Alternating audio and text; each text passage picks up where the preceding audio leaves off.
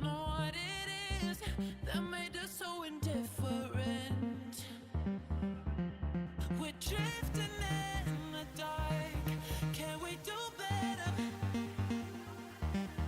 Wish I could rewind back to the start. Can we do better than this? Better. You got me high, then drop me low.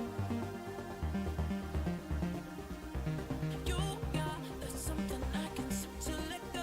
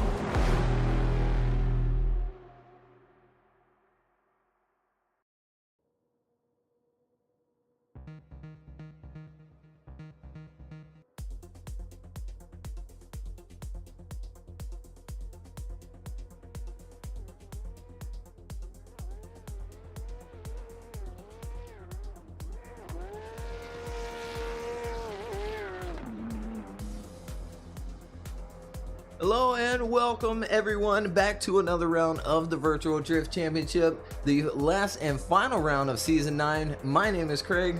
With me as always is Tanner. What's up, Tanner? What is happening, Craig? If any of our viewers missed that qualifying, well, that is one that you need to go back. You need to watch the whole thing because that was absolutely crazy. Only a few drivers getting an 80, and then Hines coming out of nowhere and getting the highest ever recorded score in the 9 seasons of Virtual Drift Championship with that 99.3, taking the top spot today.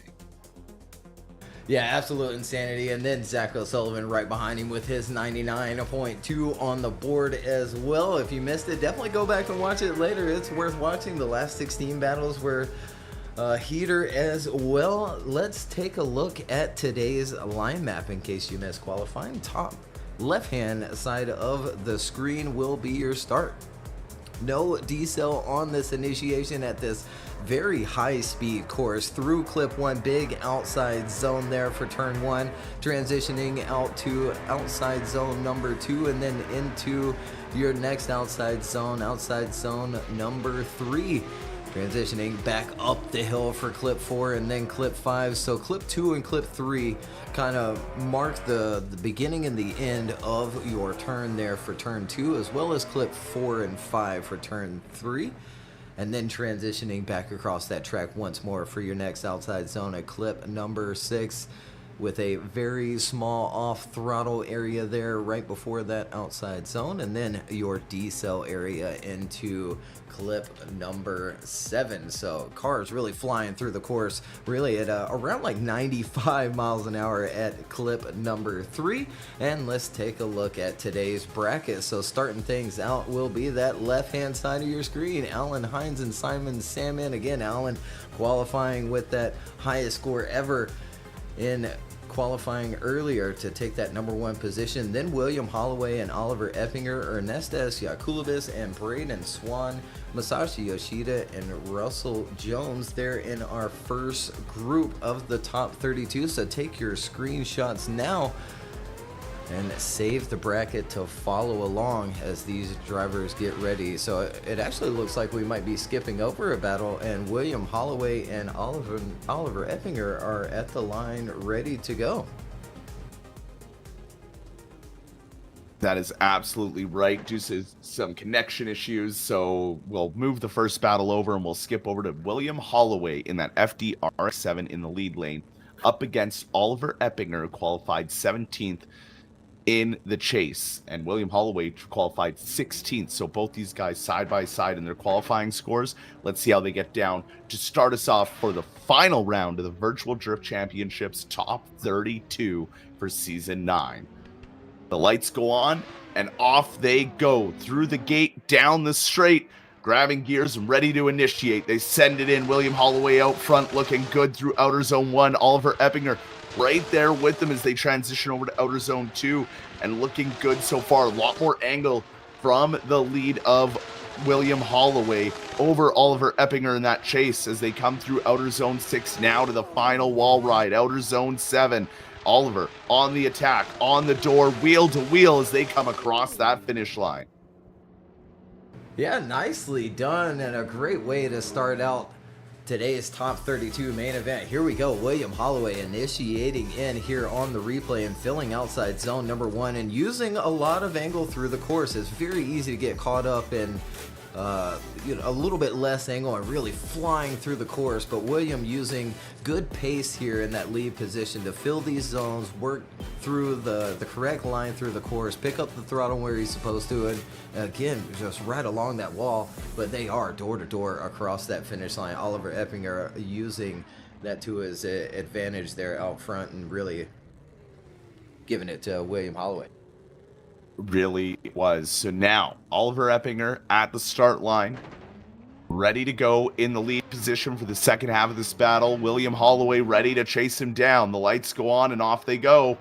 Initiating in, Oliver Epinger off to a flying start here through outer zone 1, putting William Holloway on that back foot as they come through outer zone 2. William Holloway really having to play the the catch-up game and gets right up onto the door and gives a big hit to the back of Oliver Epinger's car as they transition for Outer Zone 6. Now they come into Outer Zone 7. Oliver doing a great job out front, but I think William just caught sleeping at the line. He tried to jump him, and it looks like the car stalled out, and he didn't have enough time to get it back up. Yeah, let's take another look at it here on the replay. Yeah, we can see William getting a little bit far behind there on that run up, just burning down the tires, and Oliver takes advantage. Really doesn't do much wrong here out front in this lead position, and there's that shunt in the back of that Supra, and really kind of leads to Oliver going a little bit off course there after outside zone number 6. There they go across that line, door to door. Williams still applying some pressure, but we go to our judges for the first time here in the top 32. William Holloway on the left, Oliver Eppinger on the right.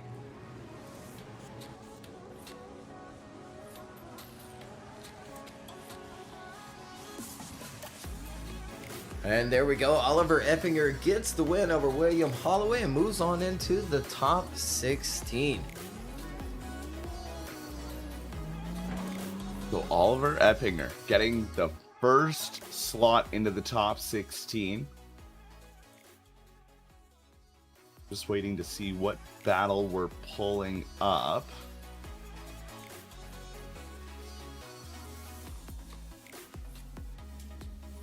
Yeah, I'm not too sure. It still looks like we're missing a Simon Salmon on the server. Yes, he's still having connection issues. They're figuring that out in the background. It looks like we are pulling up Ernestus and Braden Swan.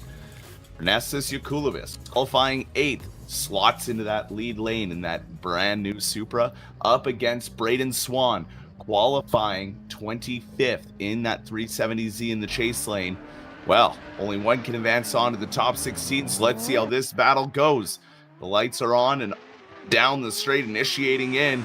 Good initiation for Ernestus out front. Braden Swan, though, catching up to him near the end of Outer Zone 1 as they transition for Outer Zone 2 and plow their way through 3. They are flying through this course, but Braden putting on that pressure. He's on the door. He's there in the pocket, ready to go as they come into Outer Zone 7. He gets it up onto the door and leaves it there through all of Outer Zone 7 before they cross that finish line.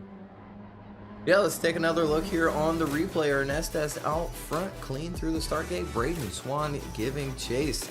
And initiating in quickly is Ernestus, filling outside zone number 1. Nice job, bumper to bumper through that first transition, but Braden just can't quite get into the pocket until here heading into outside zone number 5, bumper to bumper and making a dive there in outside zone number 6, and then into outside zone number 7 along that wall. Ernestus doing a good job out front, while Braden applying some pressure across that finish line.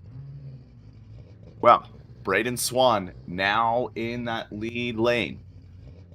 Ernestus Yakulis ready to chase him down for the second half of this battle to see who will go up or who will take the next spot in the top 16.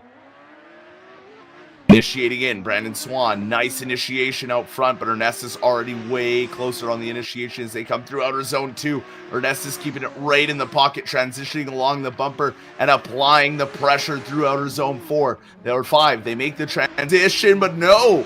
Big hit there from the chase. Was that from the lead letting off throttle too early, or maybe left foot braking?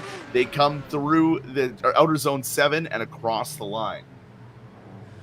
Yeah, let's take another look here. We did have some contact there in outside zone number 6. Braden Swan out front initiating in, and Ernestus applying some pressure right off the rip, bumper to bumper through that first transition, staying with him up the hill as well through that next transition, filling outside zone number 5, and then here we go in. Yeah, he's on throttle, just comes in maybe a little bit too hot. Ernestus in that chase position, making some contact, sending Braden off course. They have to go across that finish line, and we go to our judges for the second time here in the top 32. Ernestus on the left, Braden Swan on the right.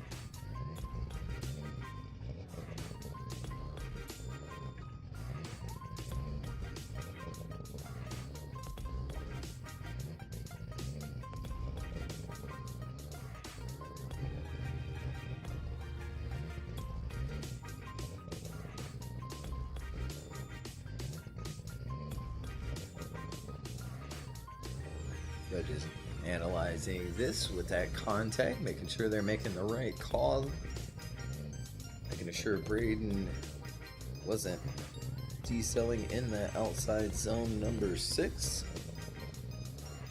As there is no T-cell zone, there is a little lift off as you make that transition. Right after transition, you kind of let off a little bit and then pick up throttle once you're in that zone, which it looked like Braden did that. But judges are able to go back, slow the replay down. They can even jump into the in-game replay now right online. They don't have to leave the server anymore and join back. So they'll take their time doing that and making sure they have the right call. If you haven't seen the current standings for this season, take a look on our socials. When I have the opportunity, I'll bring them up. Oh, we do have a decision. Braden Swan does get the win. Chris, Ed, and Carl, unanimous decision. We'll see him in the top 16. That to me says the contact actually was Ernestus's fault, and Braden moves on into the top 16. So we continue on with our battles. Masashi Yoshida qualifying 8th in that BMW wagon, now in the lead lane. Beside him, Russell Jones qualifying 24th today in that A90 Supra.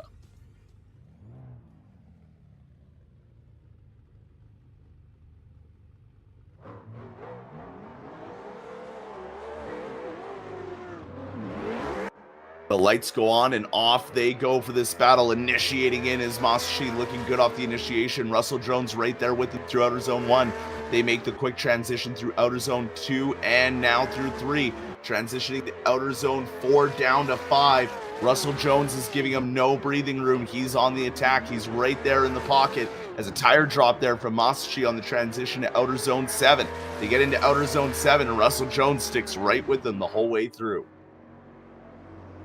Yeah, good. A scrappy start to the battle here. Let's take another look. Masashi Yoshida out front, initiating that big wagon in and filling outside zone number 1. Russell Jones right along that bumper through that first transition, heading up the hill now, staying with Masashi out front. Masashi pouring on some angle, filling outside zone number 5. Good transition into 6 as well, and just a quarter of a tire falling off the back of that outside zone number 6. There they go across that finish line. Russell Jones right there with him. Well, Russell Jones and Masashi Yoshida back around at the start gate. Russell Jones now in the lead. Masashi ready to chase him down. The lights go on in the second half of the battle's underway to see who will go up against Braden Swan in the top 16. Initiating in, not as deep into outer zone 1 as Russell Jones. Masashi right there with him though as he transitions into outer zone 2 and 3. Masashi on the attack here as the speed from Russell out front is quite intense. They come into outer zone 6, make that transition into outer zone 7. Russell dropping that same tire into outer zone 6, but now through outer zone 7, Masashi right there on the door to Russell Jones.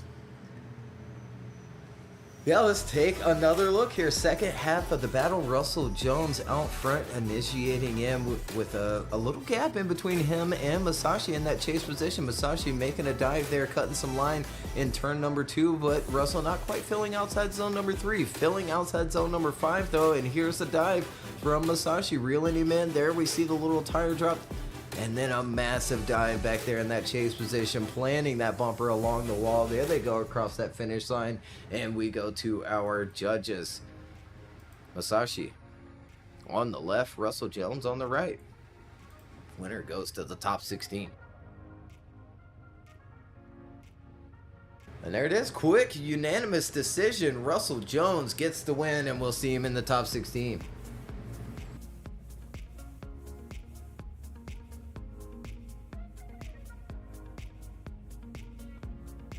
So unfortunately, yeah, I'm not seeing a Simon Sandman join the server.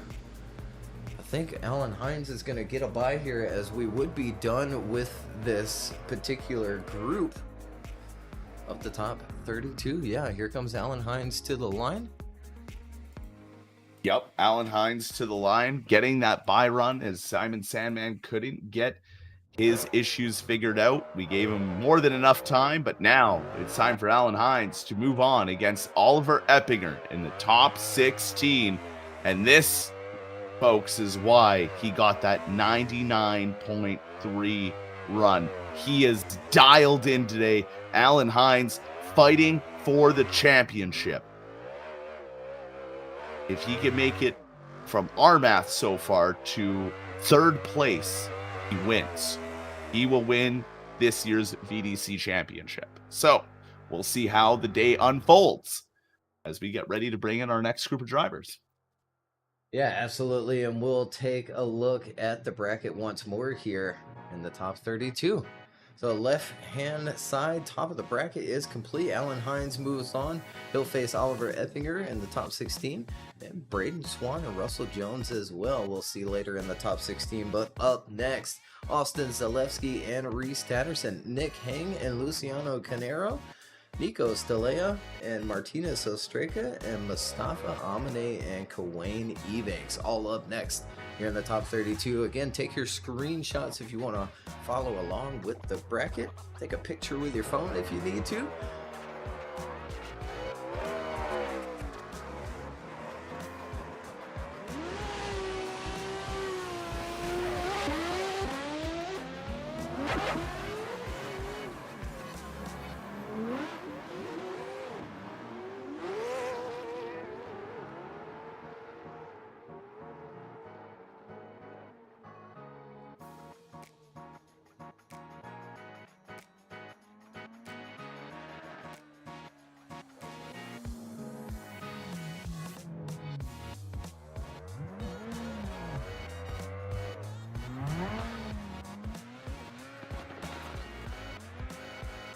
Last call from those judges.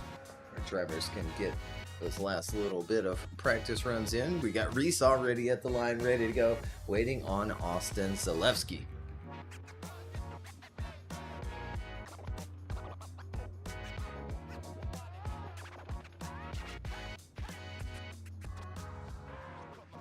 Well, here we go.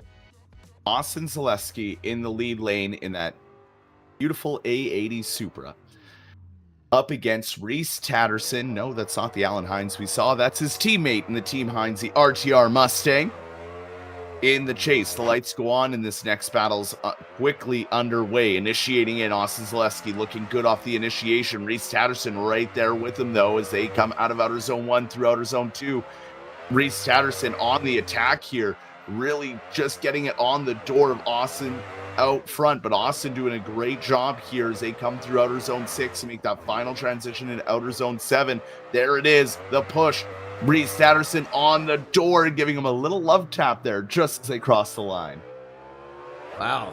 Great start to this battle. It might not be Alan, but it sure kind of looked like Alan as we take another look on the replay. Austin out front and Reese right there with him through turn number 1. Reese starting that transition a little early, but makes it work through turn number 2. Now heading up the hill. Austin pouring on some angle through that turn, filling outside zone number 5 and then 6, planting that car along that yellow line and then bumper to bumper through that final transition along that wall and across that finish line. Well, back around at the start gate, ready to do battle once more. The second half of their battle. Reese Patterson now in the lead. Austin ready to chase him down as the lights go on and off they go. Only one moves on to the top 16. Initiating in, looking good for Reese Patterson. Could have filled Outer Zone 1 just a little bit more, but Austin Zeleleski bringing the pressure through Outer Zone 2 and 3, not leaving the side of Reese Patterson's car as they transition right along the bumper. I thought they were going to make contact, but they don't. He just squeezes by, and there's Austin sticking it to the door to Reese Patterson as they cross that finish line. Yeah, nicely done. Let's take another look on the replay. Second half of this battle, Reese Patterson now out front, initiating in. Could have been a little bit deeper for outside zone number 1, but on a good line there, heading into outside zone number 2. Now 3, working their way up the hill. Austin Zeleleski still right there with him. Reese pouring on some angle there in that turn as well, but then right there, bumper to bumper into outside zone number 6. Backing up a little bit and then making a dive in that chase position is Austin. Reese planting that bumper along the wall. Man, this is anyone's decision here in the top 32. Austin on the left, Reese Patterson on the right. Winner moves on into the top 16, or do we have a one more time?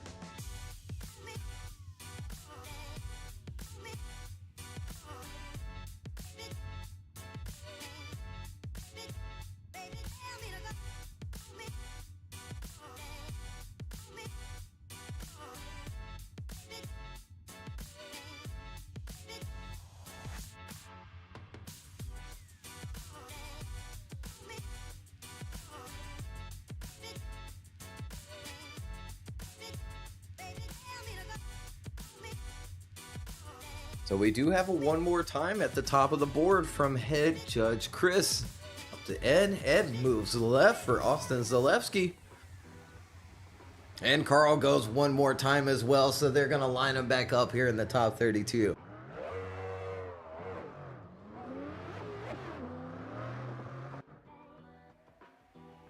Well, one more time being called for these two drivers, and as I said during the last 16 battles, if you were there watching it, I had a feeling it wasn't going to be the last one more time we were going to see today due to the level that these guys have brought during qualifying and now to show it off in battles. So we'll bring Austin Zeleleski back around in his Toyota Supra into that lead lane with Reeves Patterson in the Hines team RTR Mustang ready to chase him down to see who might take that next spot in the top 16. Let's get this first half of the one more time battle underway as the lights go on and off they go down the straight and ready to initiate side by side. Look at Austin right along that track edge as they come through outer zone 1. Risky move there from Reeves Patterson, almost touching the rear bumper of Austin Zeleleski out front, but Austin's dropped 2 tires now, or no, 1 tire, and Reeves dropped 1 tire before that. So they come through the final outer zone now, and they're still side by side, and the aggression's there through that whole battle. Yeah, there was some interesting bits to this one more time battle here. Let's take another look. Austin Zeleleski out front. Very good job for turn number 1. And there, we do have a little bit of contact there, but very odd moving through there. We do see a little bit of a tire drop from Austin Zeleleski out front. And there we see a big mistake from Reese in that chase position, just way offline.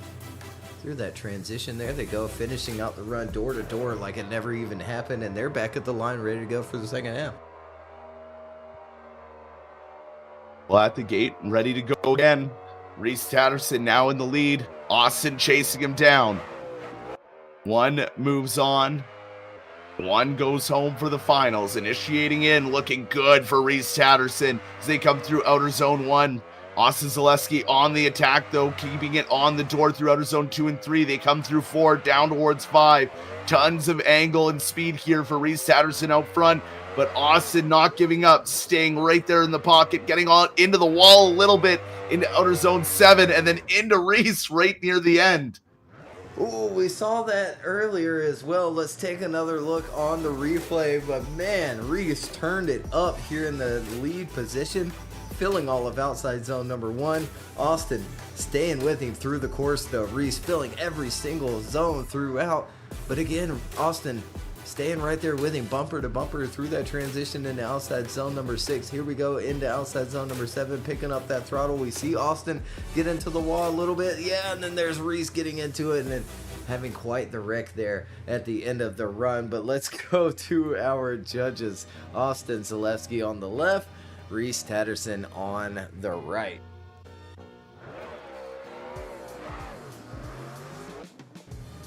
And there it is, moving left for Austin Zeleleski. He'll take the win over Reeves Patterson, and we'll see him in the top 16. We sure will as we move on to our next battle at the line. Nick Hang qualifying 13th today. Beside him, Luciano Canero qualifying 20th. These guys are battling out to see who will go face Austin in the top 16. Lights go on, off they go, initiating in for Nick Hang, looking good off the initiation, but Luciano right there with him through outer zone 1. They come through outer zone 2 now, still side by side and in the pocket as they get through outer zone 4 down towards 5. Luciano giving him just enough room for in case anything happens, but looking good here as they come into outer zone 7 now. Luciano getting onto the door, but making a little bit of contact as they finish out that run. Yeah, nice and clean from the drivers here. Let's take another look. Nick Hang out front, initiating in and doing a good job with outside zone number 1. Luciano as well, staying right there with him through the first transition and turn number 2, filling those zones 4 as well. A little bit on the inside as Nick Hang, as he has to work that car back to outside zone number 5, stays on course for 6, and then buries the bumper in the wall right there, maybe getting a little bit of a push from Luciano in that chase position. Well, back around at the start line, they are ready to go yet again. Luciano Canero now in the lead. Nick Hang ready to chase him down. Lights go on in the second half of this battle's underway. Initiating in for Luciano, looking good off that initiation, right along the track edge. Nick Hang right there with him, though, as he makes a risky dive up the inside to get right onto the door through outer zone 2 and 3. And now he's still on the door through outer zone 4 and 5. Luciano doing a good job here, but dropping 2 tires out of outer zone 6. That's going to set him up weird for outer zone 7. And Nick Hang takes advantage of it, puts his door back on it as they cross that finish line. Yeah, let's take another look on the replay here. Second half of the battle, Luciano now out front, initiating in and filling all of outside zone number 1. Nice and clean through 2 as well, with Nick right in the pocket, right on the bumper through that next transition up the hill, filling outside zone number 5. Nice and clean into 6, but there we see a little bit of a tire drop from Luciano out front. Nick almost getting into the wall for outside zone number 7, but there they go, door to door. Nick applying some pressure, and we go to our judges. Nick Hang on the left, Luciano Canero on the right.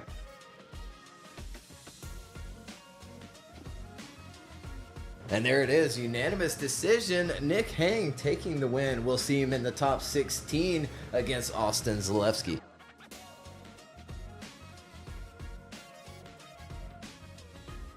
So Nick Hang advancing on to the top 16, and not many drivers to go for this half of the bracket before we move to the right-hand side of the bracket.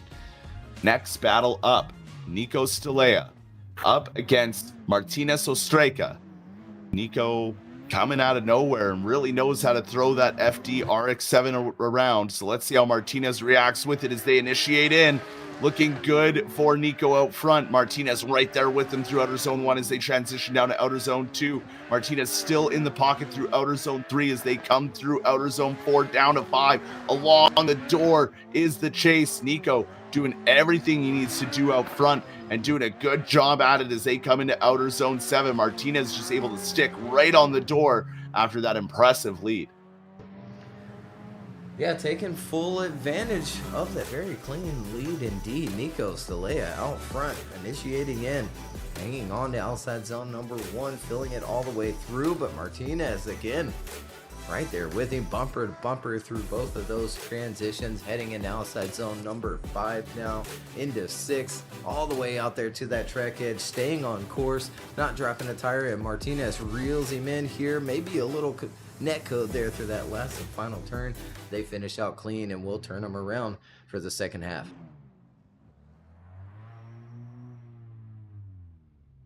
Well, back at the start gate, they're ready to go for the second half of their battle. Martinez now in the lead lane. Nico ready to chase him down. The lights quickly go on and the battle's underway. Ooh, initiating in, almost made contact with Nico there off the initiation. Maybe Nico being a little too aggressive down the straight as they come through outer zone 4 now. This track goes by quick through 4 and 5. Nico's keeping it right there on the door of Martinez, but Martinez doing a good job out front here as they come through outer zone 7, keeping it right along the wall. But look at Nico keeping it planted to the door of Martinez's BMW.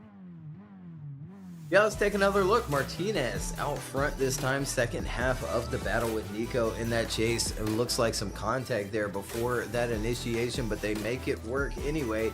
Continuing on, bumper to bumper through that first transition, and now up the hill, filling outside zone number 4. Nicely done for 5 as well, but Nico, he was a little offline there before that transition heading into outside zone number 6, maybe not quite getting out to 5, and there they go across that finish line, filling all of that last and final outside zone, and we go to our judges.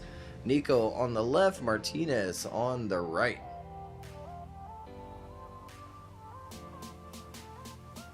And there it is, Martinez Ostraka getting the win over Nico Stilea, and we'll see him in the top 16.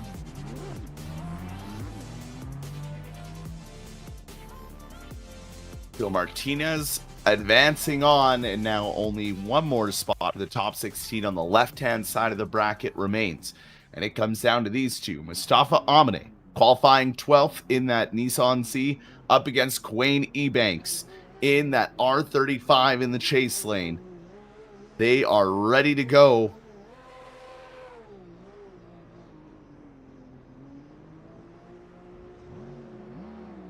As the lights go on and this battle's underway. Mustafa initiates in. Quain tries to initiate, but something happens. He ends up driving completely straight and just giving up on this run. Oh, what happened there? That'll be something for the replay to show. It looks like he got right into the back bumper and it straightened him out. And there was just nothing he could do after that. So Mustafa just on his own here to come around outer zone 7 and finish out his run. Yeah, very interesting. We'll take another look. I know Kuwait has been struggling a little bit for performance and having some sim spikes. If you play Aceto and pull up that render stats app, you'll know what I'm talking about. I tried to help him earlier this week as well with it. Just he is on quite the dated PC. I believe it's RX 580 GPU that he's currently using. So definitely struggling for performance. Could be the reason there. Yeah, well, as they come back around to the line, he actually did say it was a spike from that. So sadly, that ended his run number 1. But let's hope he gets at least one good run in here for the finals for Season 9 of the Virtual Drift Championship. Now, Ebanks out front in that R35 being chased down by Mustafa Amina. Initiates in. This time makes the initiation through outer zone 1. And now Amina trying to catch up to him to get into that pocket as they come through outer zone 3, now into 4, down to 5. Mustafa doing a good job in that chase, but Kuwait really throwing down a heater of a lead run, and what could be his last lead run of the year. Makes it through and finishes it out. Man, we would have loved to have seen him in that first run. Yeah, absolutely. It's still a good way to end it, I guess. Just speaking to him as well as this while this replay plays, definitely has plans to upgrade his PC. Definitely needs to, being on the build that he's in and how this game has progressed. Even though it came out several years ago, all of these things that have been added to really bolster up the game through CSP and Pure, just requires a little bit more performance than what it was when the game first came out. So let's go to the judges. Mustafa on the left, Kuwait on the right. I believe Mustafa will be moving on into the top 16 here in our last and final battle on the left-hand side of the bracket.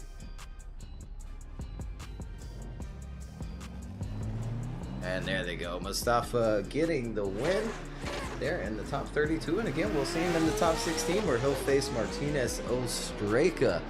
So we'll pull up that bracket. The whole left-hand side of the bracket is done and complete.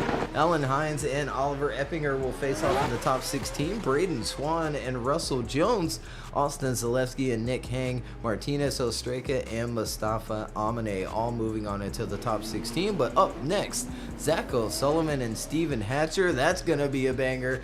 Vitaly Asov and Victor Lasheras, Brandon Gardner and Dijon Reeves. Another one too, Stanislav Terasov and Brett Wolfford, all in our next group here in the top 32. Again, take your screenshots if you need to, if you'd like to follow along, and we'll pull this up basically after every 4 battles.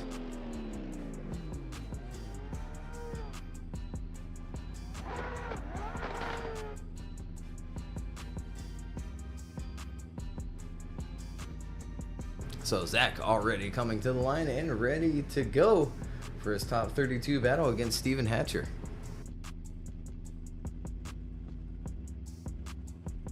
Yeah, a little bit of old school versus new school in this matchup. Steven Hatcher has been around for a long time in that chase lane up against the newer Zach O'Sullivan. I guess it's not that new, but in the terms of what we're speaking from 9 seasons, he's a little newer. So let's get this first battle underway. Zach O'Sullivan qualifying with that 99.2, comes into Outer Zone 1, but Steven Hatcher, even though a big bobble leaving Outer Zone 1, right on the door through it, showing the new school, hey, the older guys still got this. They come through Outer Zone 5 and transition to Outer Zone 6.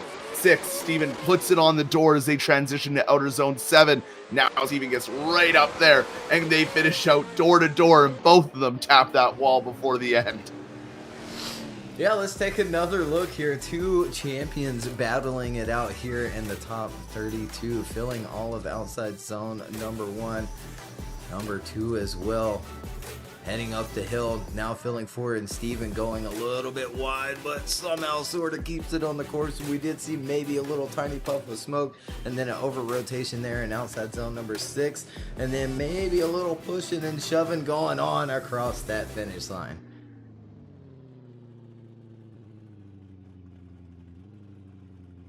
Well, now back around at the start line. Steven Hatcher now in the lead position. Zach O'Sullivan ready to chase him down. Zach O'Sullivan in the chase for the championship. Needs to advance on. Initiates in. Looking good for Steven Hatcher. But Zach O'Sullivan sticking right there with him, as it looks like they may miss Outer Zone 2 as they come through Outer Zone 3. Now down towards Outer Zone 5. Steven doing a good job out front here, but Zach just keeping that car exactly where it needs to be. Not too close, not anything risky, just puts it in the pocket, leaves it there, and crosses the finish line. Yeah, nicely done. Let's take another look at it. I think you called it, Tanner. You just didn't quite fill outside zone number 2. And then we see Steven make a correction there to make it out to 3. There's shallow there, and then that small correction to make it on out to outside zone number 3. Does a good job to get back online, and Zach doing a good job in that chase position to be ready for those minor hiccups and stay with it, stay in the fight. There they go across that finish line, tapping the wall, and we go to our judges. Zach O'Sullivan on the left, Steven Hatcher on the right.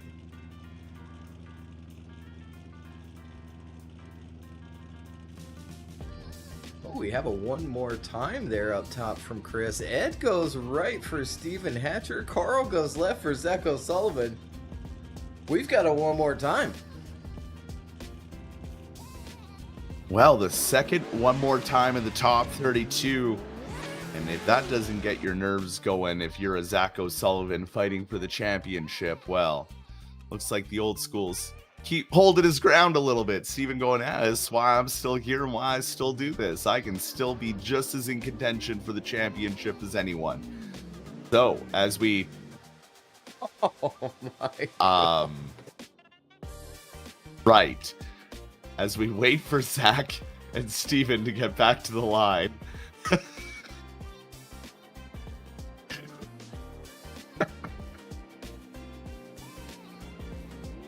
Here they come. And the car not airborne this time.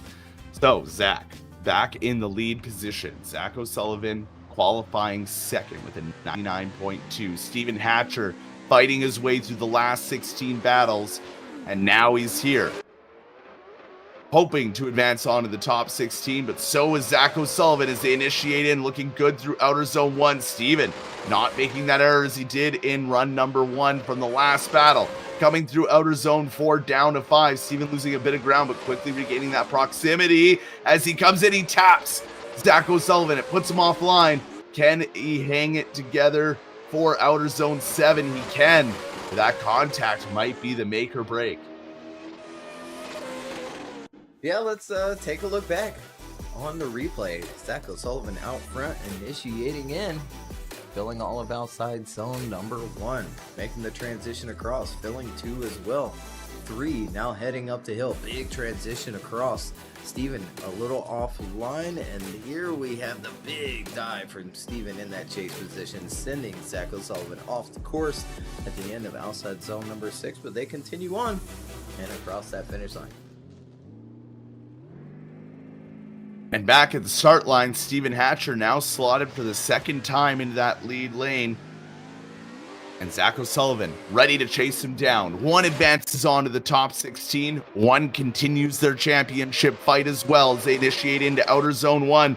Looking good off the initiation. Zach keeping it right there in the pocket as they come through outer zone 2. This time Steven not missing outer zone 2 as they come through outer zone 4 down to 5 now. Dropping a bit of tire for the lead of Stephen Hatcher as they come through outer zone 6. Zach keeping it right there in the pocket, even a little more aggressive this time around, as Stephen Hatcher eats the wall just before the finish. Yeah, let's take another look here. Stephen Hatcher out front, burning those tires down the run up and filling outside zone number 1. Zach doing a good job in that chase position, making that transition bumper to bumper, heading up the hill now, filling outside zone number 5. We see a tiny little puff of dirt, but I didn't see a physical tire drop off the back of that zone. Filling outside zone number 7 now, giving the wall a tiny little tap, and there they go across that finish line. And we go to our judges once more between these two. Zach O'Sullivan on the left, Stephen Hatcher on the right. And there it is, unanimous decision. Zach O'Sullivan gets the win, moves on into the top 16. But a good fight there from Stephen Hatcher, and we will see you next season, my friend, as we quickly move on. The next battle, Vitaly Isaev, our current Rookie of the Year, up against Victor Lasheras in that FC RX-7 in the chase lane. Let's see who's going up against Zach O'Sullivan in the top 16. The lights go on and off they go. The battle's underway. Through the gate, down the straight, and initiating in. Vitaly sends it into outer zone 1, looking good. Victor Lasheras going really far inside, but then working his way back out to outer zone 1 as they come through outer zone 2 and 3. Tons of speed here for Vitaly out front, but Victor's sticking right with them as they come through outer zone 5 into 6 now. Little angle correction to try and keep the chase from the chase to keep in touch with Vitaly, but look at that, right along the door as they finish out the run. Yeah, let's take a look back at it. Vitaly out front, quick initiation from that Z4. Victor right there with him, bumper to bumper through that first transition, now up the hill, filling outside zone number 4, heading into 5, and filling it all the way now into 6. Little dive there from Victor Lasheras. Again, keeping it clean. Both of these drivers burying that bumper in the wall. Nicely done for both of these, and we'll flip them around.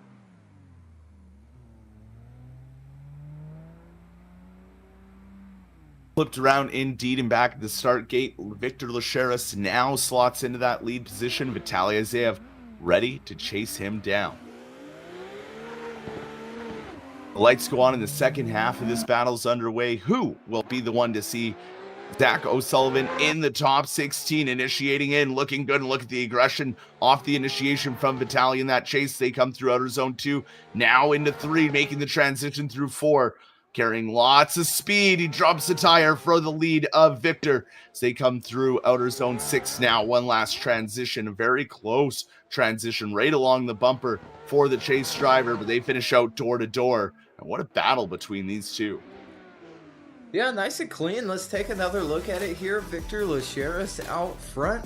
Vitaly giving chase, initiating in. Nicely done with outside zone number 1 by both. Good on the transition into 2, filling it all the way. Now working up the hill, and you kind of see where Vitaly almost notices that they're going a little bit too fast and kind of checks up in that chase position, stays on course while Victor hangs a wheel off the edge. Now burying the bumper along that wall. Vitaly right there with him, crossing that finish line. We go to our judges. Vitaly on the left, Victor on the right. And there it is, unanimous decision. He gets the win and moves on into the top 16, where he'll face Zach O'Sullivan.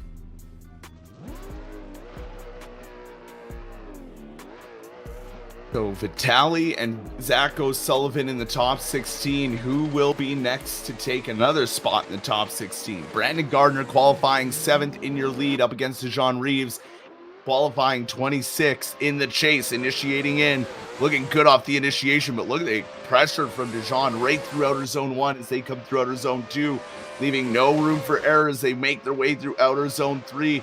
Dijon's Corvette almost disappearing behind that E92 as they come through outer zone 6 and make that final transition to outer zone 7. Dijon has not left the door of that E92 this whole run. Not at all. Applying some pressure. Let's take another look. Brandon Gardner out front. Reeves giving chase. Here we go with that initiation, filling outside zone number 1, but look at that Corvette right there along the bumper as well through that first transition. Now heading up the hill, filling outside zone number 4, right along the door. We can barely see him from that camera angle. Now heading into outside zone number 6, we did see a little tire drop from Brandon and then settling into the wall, maybe giving a little shove to Brandon from that chase position. Back around and ready for the second half of this battle. Dijon Reeves now in the lead. Brandon Gardner ready to chase him down. Lights go on and off they go. Initiating in for Dijon out front, but look at that. Brandon right there on the door through outer zone 1, just like Dijon in the previous run. Now they come into outer zone 3. Transition to outer zone 4. Brandon putting on that pressure in the chase position. Dijon's got to lay it all on the line here. Perfectly done. Just dropping a little bit of tire there on the exit of 6. They come into outer zone 7, side by side, door to door, and wheel to wheel. Wow. What a top 32 battle. Let's take another look. Reeves now leading Brandon Gardner here in the second half on the replay. Initiating in, and Brandon immediately applying some pressure, very similar from the first half of the battle, moving their way up the hill, filling outside zone number 4, now into 5. Reeves stays on course, but then here at the back of outside zone number 6 drops a tiny little tire, so both having some tire drops in that lead position, very similar to one another, just at different parts of the course. And then door-to-door action all the way through both halves of that battle. Do we have a one more time maybe again here in the top 32? Brandon's on the left, Reeves is on the right.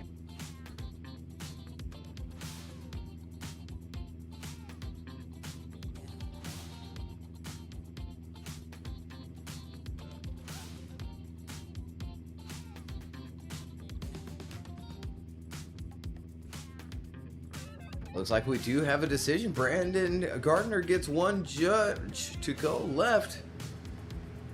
Our head judge, Chris, choosing Brandon Gardner. Ed and Carl left to make their decisions. Brandon's already typing in the chat. Oh, we've got a one more time in the middle. Carl goes left for Brandon Gardner. It's going to be a Brandon Gardner win after a tough battle. Man, I could have seen that one going one more time. Exactly. Dijon Reeves brought the heat on that last battle, but Brandon Gardner snakes out that win. We move on to our next battle. Stanislav Terasov versus Brett Wolfford. Stanislav in the Mercedes AMG GT up against Brett in his Ford Mustang.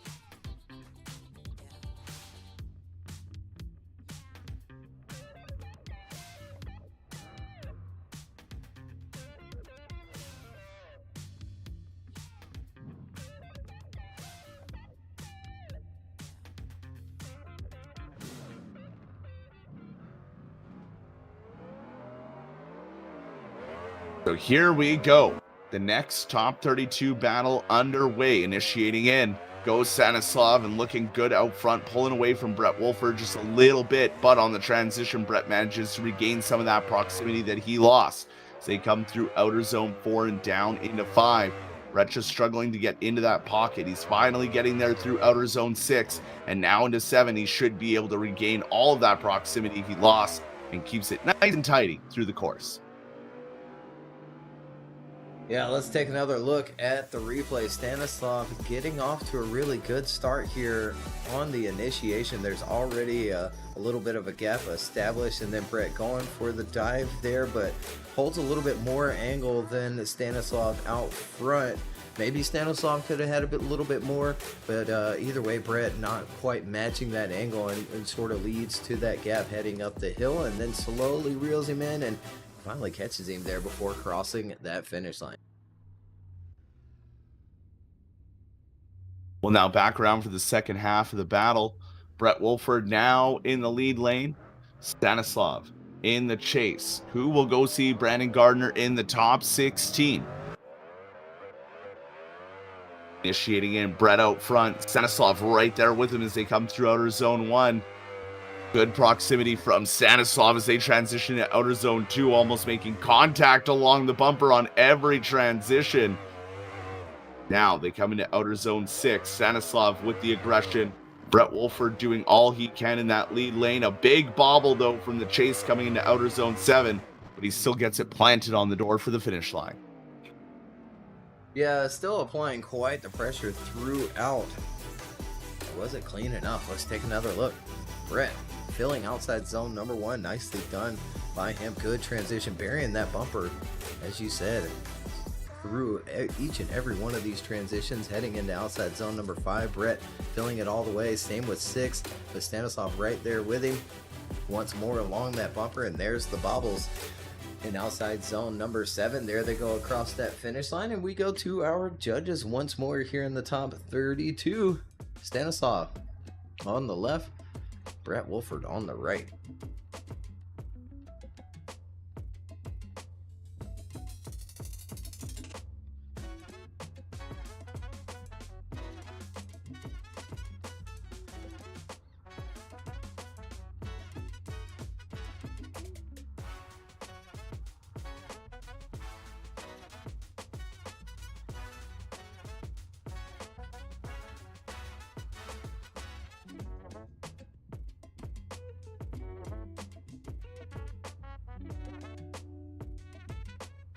And there we go. So we do have a decision. It is going to be a one more time. Ed actually goes right for Brett Wolfford. We do have a one more time from Chris and Ed.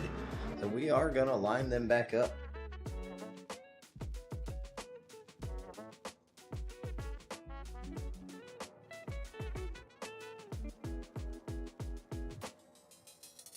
Yeah, overhearing the judges explain it to those drivers, a big thing that they pointed out in that briefing is to use quite a bit of angle through the course. Again, it's very easy to get caught up in running a little bit low angle and kind of just flying through the course and really cooking through, but there's a very sort of almost specific flow through the course and pace through the course that the judges want to see with a little bit more angle and working through that course. So they're going to send them again.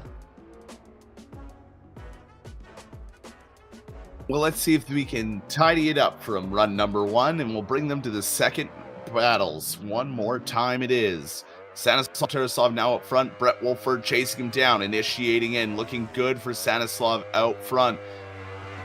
As they transition into outer zone 2, now into outer zone 3, Brett starting to catch up and regain that proximity that he lost in the first half of the course. As they come through outer zone 5, now into outer zone 6, Brett keeping it in the pocket. As they transition for the last time into outer zone 7, Stanislav doing a good job out front. Brett catches him just by the end. Yeah, let's take another look here on the replay again.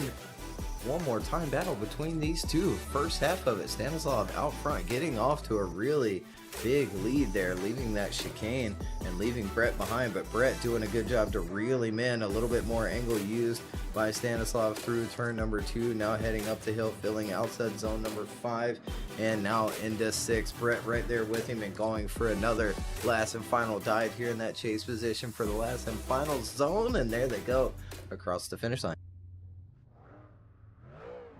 Well, back around and ready for the second half of their one more time battle. One advances on to see Brandon Gardner. Who will it be? Brett Wolfford in the lead. Stanislav chasing him down. Initiating in, looking good for Brett, but Stanislav right there with him as they come through outer zone 1. Not as deep into outer zone 1 as Stanislav could have been. Brett Wolfford really going for it here as they come through outer zone 4 and 5. Putting the pedal to the metal, dropping some tire in outer zone 5. They come through 6. A lot more angle this time around from Brett Wolfford out front. And there's Stanislav with the AMG on the door of the Mustang through to the finish. Yeah, a lot cleaner battle between these two. Let's take another look here. Second half of the battle, Stanislav right there with him down the straight, filling outside zone number 1 as Brett Wolfford now into outside zone number 2, where he could have been a little bit deeper. Does fill outside zone number 3 and 4, now into 5, where we see just a tiny little dip in that tire, a bunch of angle through outside zone number 6, and last and final transition here, another little wobble from Stanislav in that chase position, but there they go across that finish line, and we go to our judges one more time between these two. Stanislav on the left, Brett Wolfford on the right.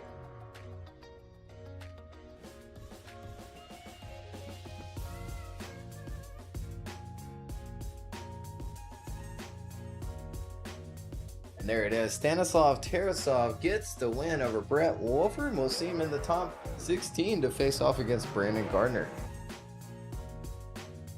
So that's going to do it for another group of the top 32. There's your bracket and how it's played out. So left-hand side of the bracket is complete. We just finished the top right-hand side of the bracket where Sullivan got the win over Steven Hatcher, and he'll face Vitaly Isaev in the top 16. Brandon Gardner gets the win over Dijon Reeves, and will face Stanislav Terasov in the top 16. Up next, Ethan Minima and Daniel Mora, Ethan Pikachu and Brandon Patrick, Daniel Andrev and Marcus Lundqvist, Cameron Mustard and Daryl Diaz to round out the top 32.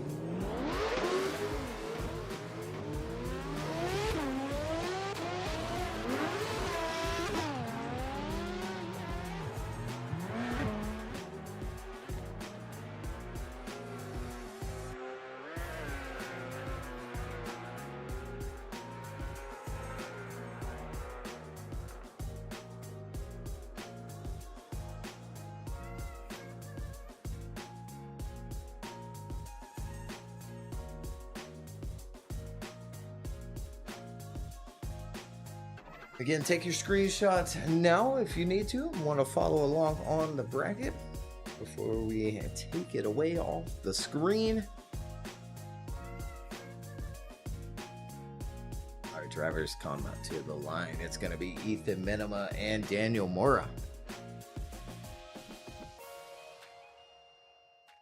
At the line, indeed, Ethan Minima now in the lead lane. Qualifying third today, Daniel Mora, fighting his way through the last 16 battles, is now here initiating in for Ethan Minima. Daniel Mora right there with them through outer zone 1 as they transition to outer zone 2.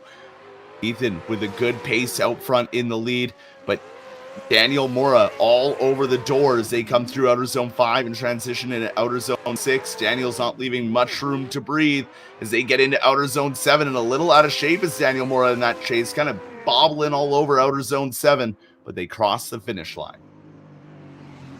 Yeah, let's take another look here. Ethan Minima out front, qualifying third today with a strong score and initiating in with Daniel Mora trying to apply some pressure. Does fall and wash a little bit in turn 1. Could have been deeper on outside zone number 2. 3 as well could have used a little bit more angle. Does pour on the angle for that next turn heading into 5 and fills 6 well. Daniel going after a big dive, and it pays off in that chase position in the last and final outside zone. There they go across that finish line, and we switch them around for the second half. Switched around indeed. Daniel Mora now in the lead lane. Ethan Minima ready to chase him down as we're quickly coming to the end of our top 32 for the final round of the Virtual Drift Championship here for Season 9. Initiating in is Daniel Mora, looking good, but on the attack already is Ethan Minima as they leave Outer Zone 1 and transition into Outer Zone 2. Kind of a sloppy transition, but they make it work as they come through Outer Zone 4 into 5 now. Ethan is yet to leave the door of that E30. Way off track goes Daniel Mora, holding way too much speed, and now Ethan taking advantage of that, getting right up on the door and finishing out side by side. Yeah, let's take a second look. Daniel Mora out front. The second half of their battle. Big swing initiation. Ethan taking advantage and staying with him through turn 1, but starts that transition maybe a little early, but makes it work. There they go, heading up the hill now. Daniel a little wide, makes it work, but does leave 5 just a little bit early, and then that sends him off course there for outside zone number 6, and then maybe a little nudge there in that last and final zone. There they go across that finish line, and we take it to the judges. Ethan on the left, Daniel Mora on the right.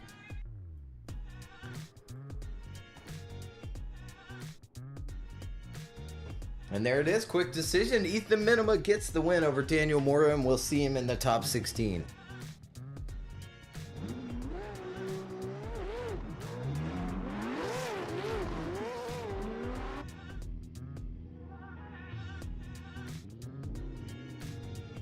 Well, Ethan Minima making it through to the top 16 as we move on to our next battle. Ethan Pikachu in the lead in the Nissan Z up against Brandon Patrick in the BMW Z4, initiating in. Ethan out front looking good through outer zone 1, but man, Brandon on the attack out of outer zone 1. Thought he was almost going to pass him as they make some contact on the transition down to outer zone 4. They make it through 5 after dropping some tire for the lead, dropping more tire for the lead out of outer zone 6. They come into 7. Now Brandon all over the door of Ethan as they finish out that great run. Yeah, absolutely. And scrappy throughout. Let's take a second look. Ethan out front. Brandon Patrick giving chase, almost making contact before initiation, staying with him through outside zone number 1. 2 as well, 3 as well, and there's the little bit of contact. It might lead to Ethan going off course there as well. It will cause the lead car to kind of stay straight for a little while longer and forcing that line a little bit longer as well, but they do a good job to pretend like it never even happened and continued on.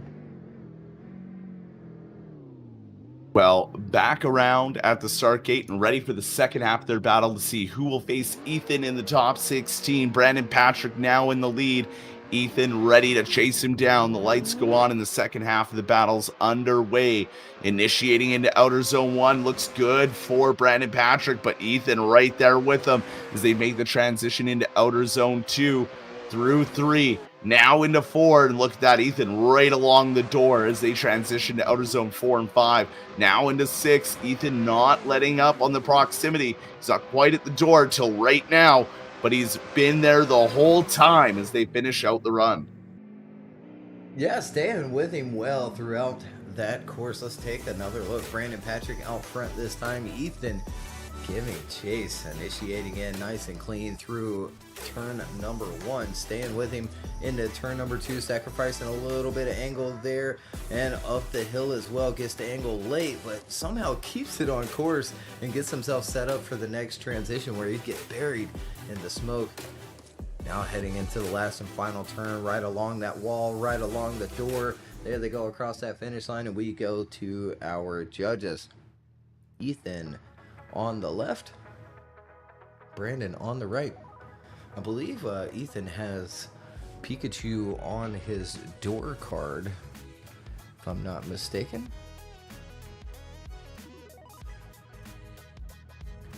Nope, not anymore. But Ethan gets the win over Brandon Patrick. A unanimous decision from all 3 of those judges. We move on to our next battle. Just 2 more battles left here in the top 32. It is going by super quick, even with, I think, 3 or 4 one more times now in the top 32. And I'm betting way more to come in the top 16 and later on in the battles. As we have our next battle at the line, we'll just ignore what happened in the background. Daniel Andrev qualifying 6th in that lead lane up against returning friend Marcus, the Mr. Pink Drifter Lundqvist, in that beautiful 240 SX, initiating in, and Marcus getting caught up in the transition there a little bit into the initiation to outer zone 1. Daniel just sending it now. So now Marcus on the tear to catch back up. And catch back up, indeed he does. Now he's able to start maybe putting on some pressure to Daniel as they come into outer zone 7 and finish out the run side by side. Now let's take another look back on the replay. Daniel, again, coming out with a heater to start the round off, and now we've got Marcus back, and we got Marcus going off course after that initiation. Unfortunate to see. Marcus quickly catches back up, heading up the hill. Right there with him through that next transition into outside zone number 6, now into 7, making one last little dive at it before crossing that finish line. Regardless, it's good to have Marcus back. He hadn't submitted a car all season, but he's back here for the finale again in that car we've been seeing for years now. Yeah, absolutely. It's crazy that he just makes small little updates, but still keeps it the craziest looking car on the grid. Now Marcus in the lead lane, hopefully not going to mess up the initiation this time around. That's going to be a restart. And Daniel Andrev now going to chase him down to take one of the 2 remaining spots for the top 16 as off they go. Clean start this time around. Marcus initiates in, looking good, just maybe having one tire over that yellow line as they come through outer zone 1 down into outer zone 2. Clean through outer zone 2. Daniel dropping 2 tires through outer zone 3. They come through 4 and 5 where Marcus jumps a tire. They come out of outer zone 6. One last transition to go. Daniel in that chase lane doing a good job there just to keep up that proximity and keep him within touching distance. Yeah, good job indeed. Let's take another look. Marcus out front this time, maybe the only time here for season number 9, filling outside zone number 1, doing a good job with it. Makes that transition across, filling outside zone number 2, now 3, 4, maybe going a little bit too deep. We don't want to see drivers putting a wheel in that drain. They continue on, last and final transition, and finishing out the run. We go to our judges here, Daniel Andrev on the left and Marcus on the right.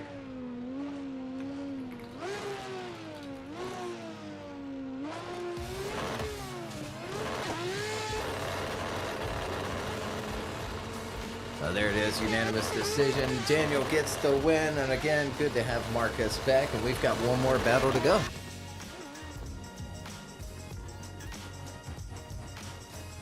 So Daniel getting the win. One more battle here in the top 32. Cameron Mustard in the R32 in the lead lane up against Daryl Diaz in that S15 in the chase. Cameron was on a tear during qualifying. Let's see if it shapes up in battles as he initiates in. Looking good through outer zone 1. Daryl Diaz right along the door as they come through outer zone 2. Could have been a bit deeper into outer zone 2, but they make it work through 3 and 4. Now down at 5. They're carrying a lot of speed as they come into outer zone 6. Daryl, though, not phased in that chase position, sticking right with Cameron all the way through the run to the finish.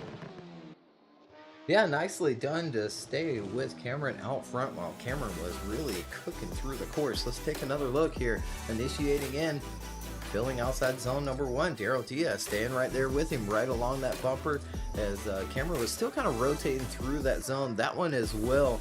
We see he's a little bit on the inside there. He does end up filling outside zone number 5, but not quite where we want him to be as they make that last and final transition. Daryl Diaz right there with him through that last and final zone. There they go across that finish line.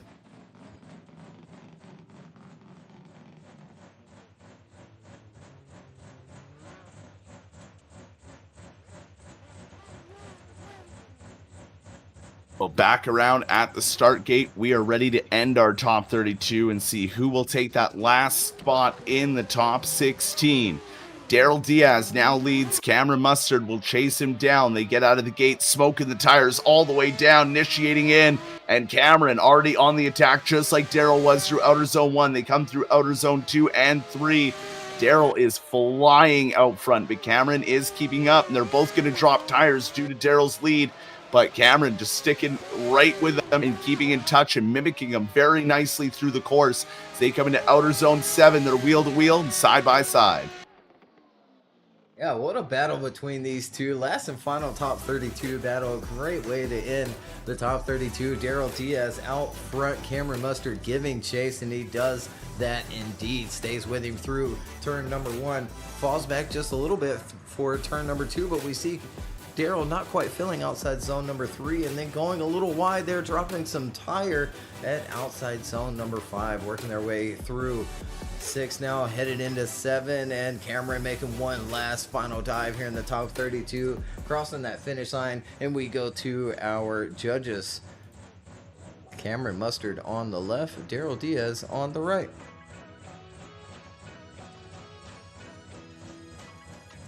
And there it is, quick unanimous decision. Cameron Mustard gets the win over Daryl Diaz, and that's going to round out our top 32. Fantastic round of competition so far here for the finale.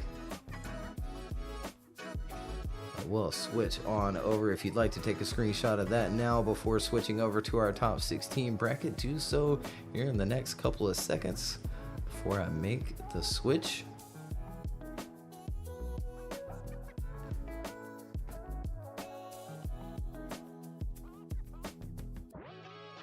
Alright, and here we go. We'll pull up our top 16 bracket. No, we won't.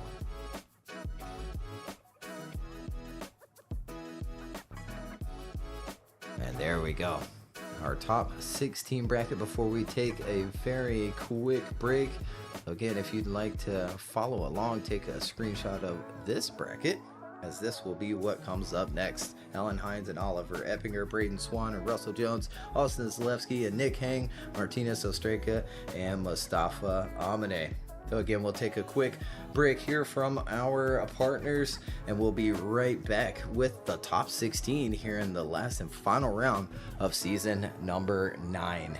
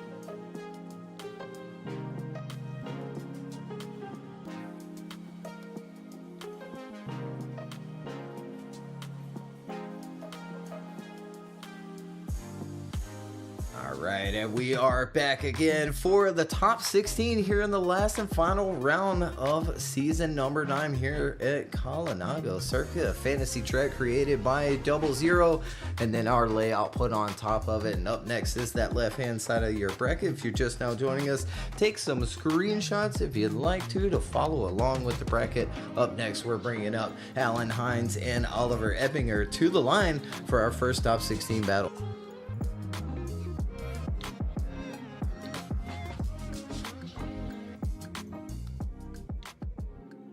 Well, our first 16 battle at the line. The current leader in the championship and still fighting to hang on to it, none other than Alan Hines, qualifying with that 99.3, the highest score ever recorded in Virtual Drift Championship history. It's now ready to do battle with Oliver Epinger in that chase lane for the first run of the top 16. Initiating in, looking good for Alan Hines out front. Oliver Epinger sticking right with him through outer zone 1 as he leaves the room for the transition into outer zone 2.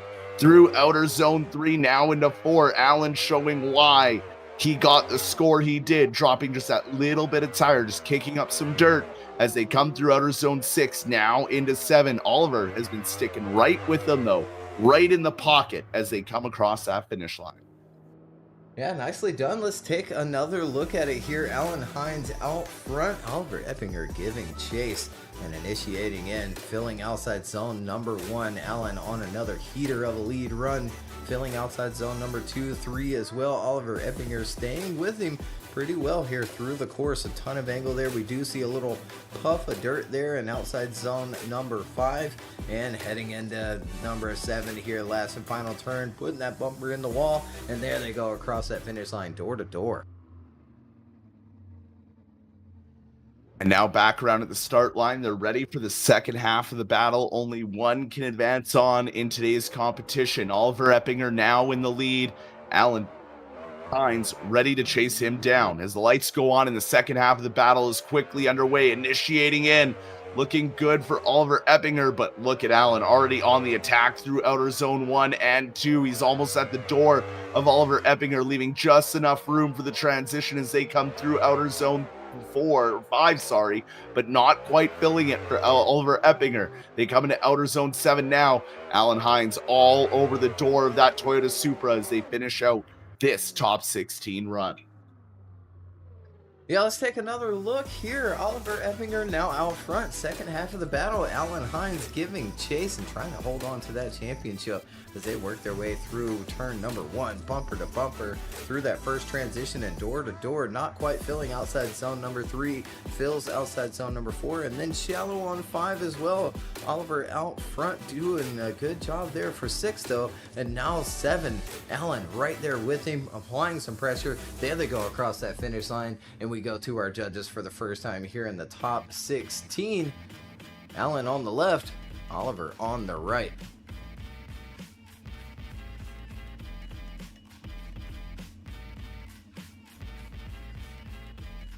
And there it is, unanimous decision. Alan Hines, gets the win over Oliver Epinger, and we'll see him in the top 8, moving one step closer to sealing that championship. Alan Hines advances on, and now we move to our next battle to see who will see Alan in the top 8. Braden Swan, Russell Jones. Braden Swan in the chase position. Russell Jones in the lead as these two qualified one place away from each other, with Russell Jones getting a 25, qualifying 24th, Braden Swan qualifying 25th. As they come through outer zone 5 already, dropping tires for Russell Jones out front. They make the transition now to outer zone 6. Looking good between these two. Braden Swan putting on all the pressure to Russell Jones. Russell Jones gets into the wall a little bit, but it doesn't upset the run to finish things out. Yeah, let's take another look at it here. A couple of mistakes out front from Russell Jones. Filling outside zone number 1 though, all the way on that yellow line, working their way through outside zone number 2 now, dropping the tire at 3, and now working their way up the hill where Russell is quite a bit on the inside, just does grab outside zone number 5, then makes the transition for 6, keeps on going. But Braden Swan applying some pressure, graphic a little backwards there, I just noticed, and we'll see if we can get it right for the second half. Braden Swan now out front. Braden Swan indeed is out front. Russell Jones ready to chase him down. Only one moves on. We wait for the lights to illuminate. Down the tree it goes, and off they go for the second half of this battle. Braden Swan initiates in, looks good off the initiation. Lot deeper into outer zone 1 goes Russell Jones. They transition into outer zone 2. Not really filling outer zone 2 though, as they come through 4 down to 5. Russell Jones sticking on the door and in the proximity of Braden Swan through these quick transition periods. But now that they're on the wall ride, Russell Jones applies the pressure, goes way deep into the wall and almost ends his run. Yeah, almost. Let's take a second look at it here. Braden Swan out front in the second half of their battle. Initiating in, I would have maybe liked to see him snap to more angle there through that initiation in the outside zone number 1 there as well through that first transition or outside zone number 2. Nicely done working up the hill now. And then I think he puts a wheel in between the yellow and the white line there. Like, my goodness gracious, continues on. Filling outside zone number 7, last and final one. There they go across that finish line. You see Russell almost straight there across that finish line. We'll go to our judges. They'll make the decision. Braden Swan on the left, Russell Jones on the right, and Braden Swan is going to quickly get the victory. Unanimous decision. We'll see him in the top 8.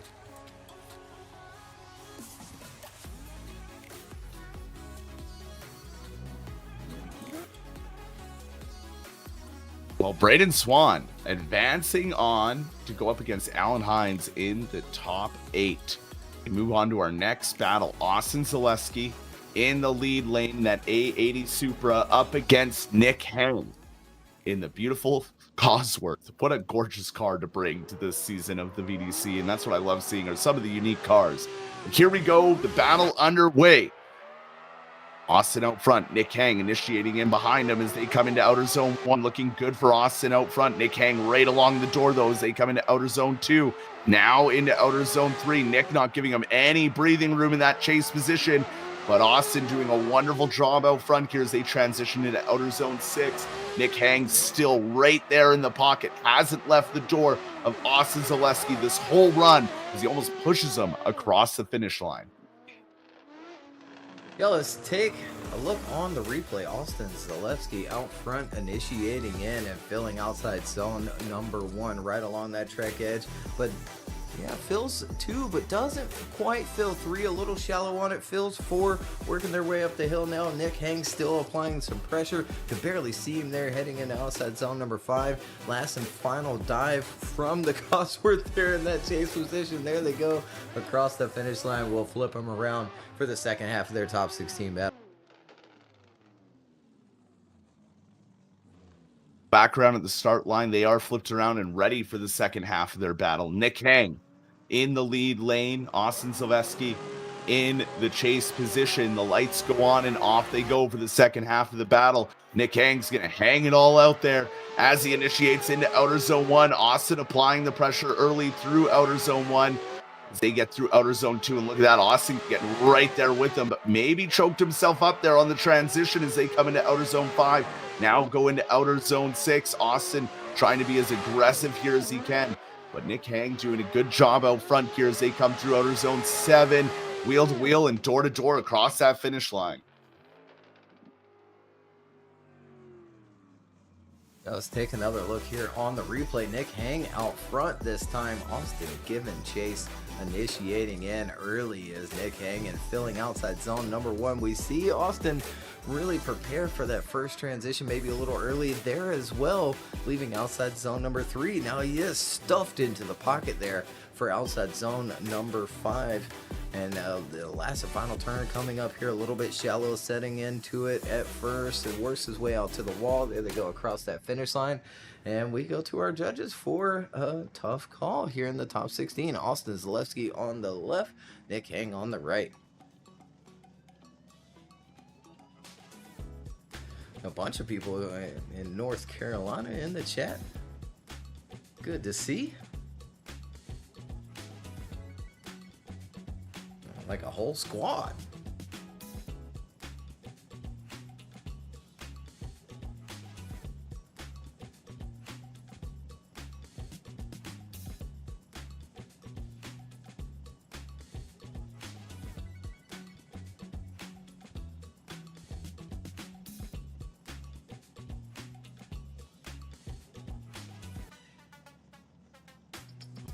And there it is. It is going to be a split call. Chris and Ed go left for Austin Zeleleski. We do have a one more time from Carl there down on the bottom. But that is going to give Austin Zeleleski the win, and we'll see him in the top 8.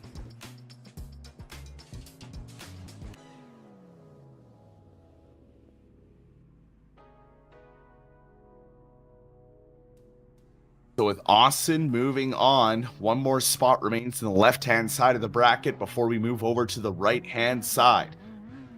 Martinez Ostraka in the chase position in the BMW up against the Nissan of Mustafa Amina.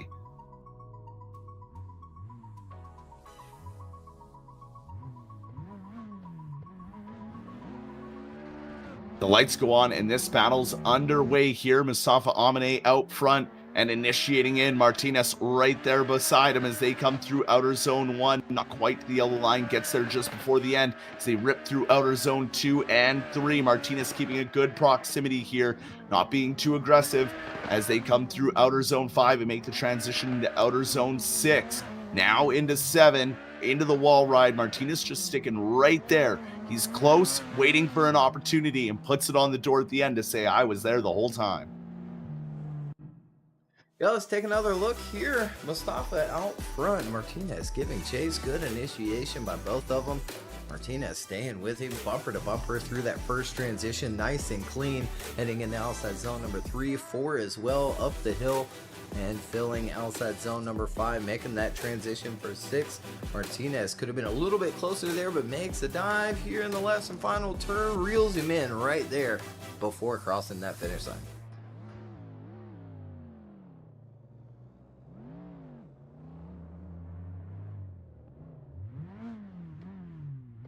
So back around at the start, Martinez now slots into that lead lane. Mustafa ready to chase him down. Who will go up against Austin Zeleleski in that top 8? The lights go on and off they go down the straight.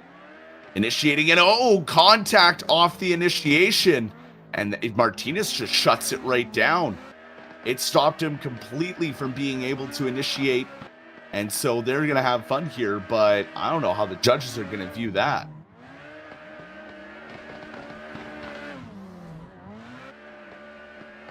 Yeah, I'm not too sure. They're going to battle it out to the end. We'll grab the replay and take another look. And Martinez out front. Yeah, Mustafa maybe just being a little bit too aggressive there in that chase position. Again, the lead driver is allowed quite a bit of room here to initiate chase. You know, has a little bit of room on that left-hand side. It's kind of better to, to slot in behind that lead driver there. Mustafa going after it, though. I don't blame him here. Last and final round. We'll go to our judges to get that official decision. Martinez on the left, Mustafa on the right.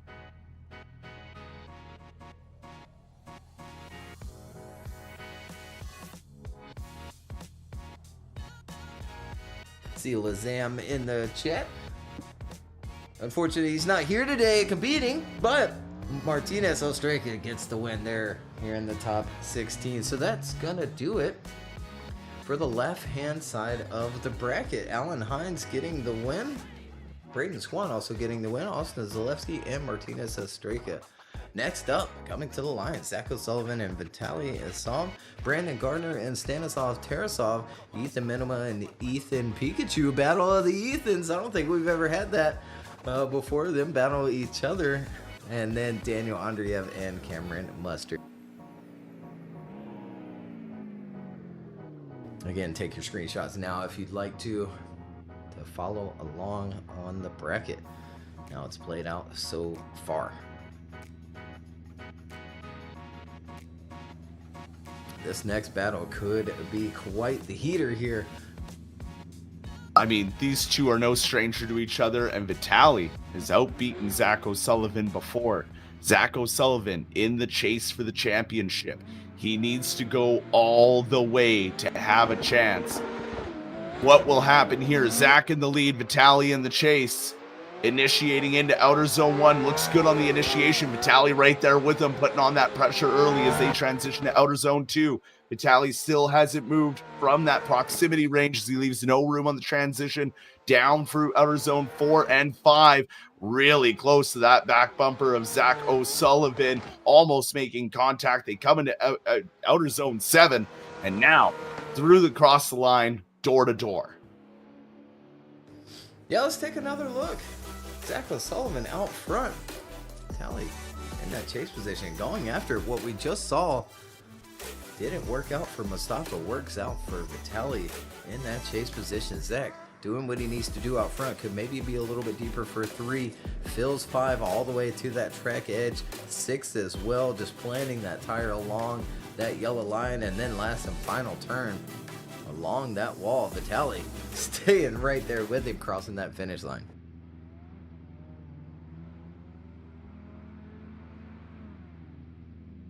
Well, now back around at the start line. Vitaly Isaev now in the lead. Zach O'Sullivan ready to chase him down. The lights go on and off they go. Coming down, initiating in. Look at that.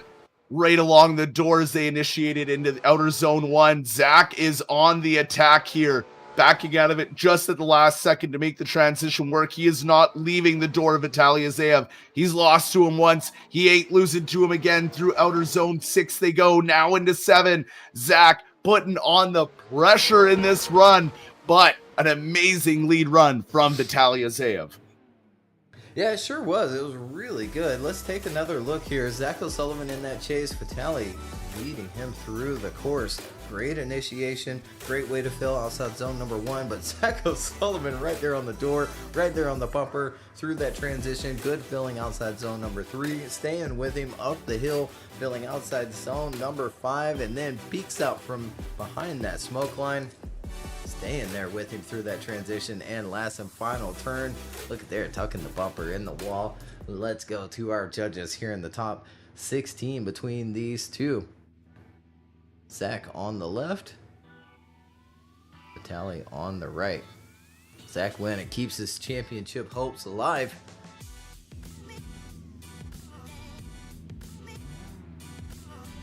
Ooh, it looks like we might have it one more time. Chris goes with it one more time. It goes left for Zach O'Sullivan. Carl, it's up to Carl. He goes left for Zach O'Sullivan as well. Zach moves on into the top 8.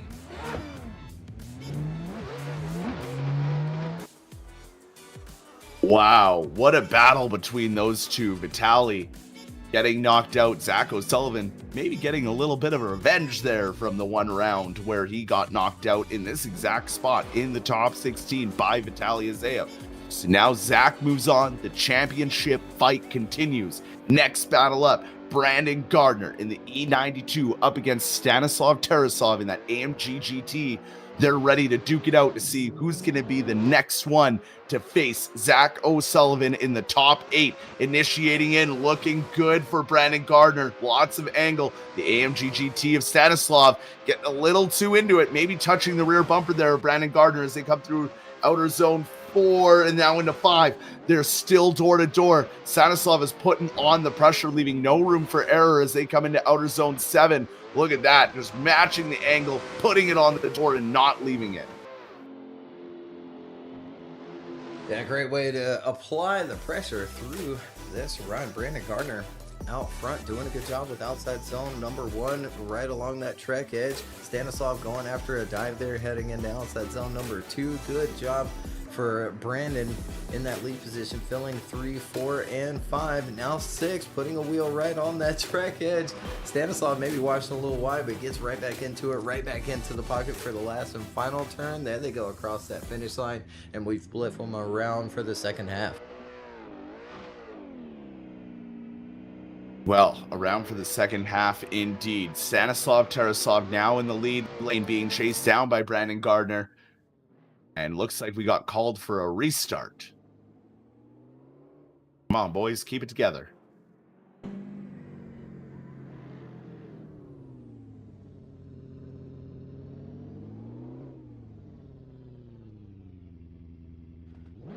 Now back at the line. Stanislav Terasov. Let's try this again. Brandon Gardner in the chase. The lights go on and no call for reset this time.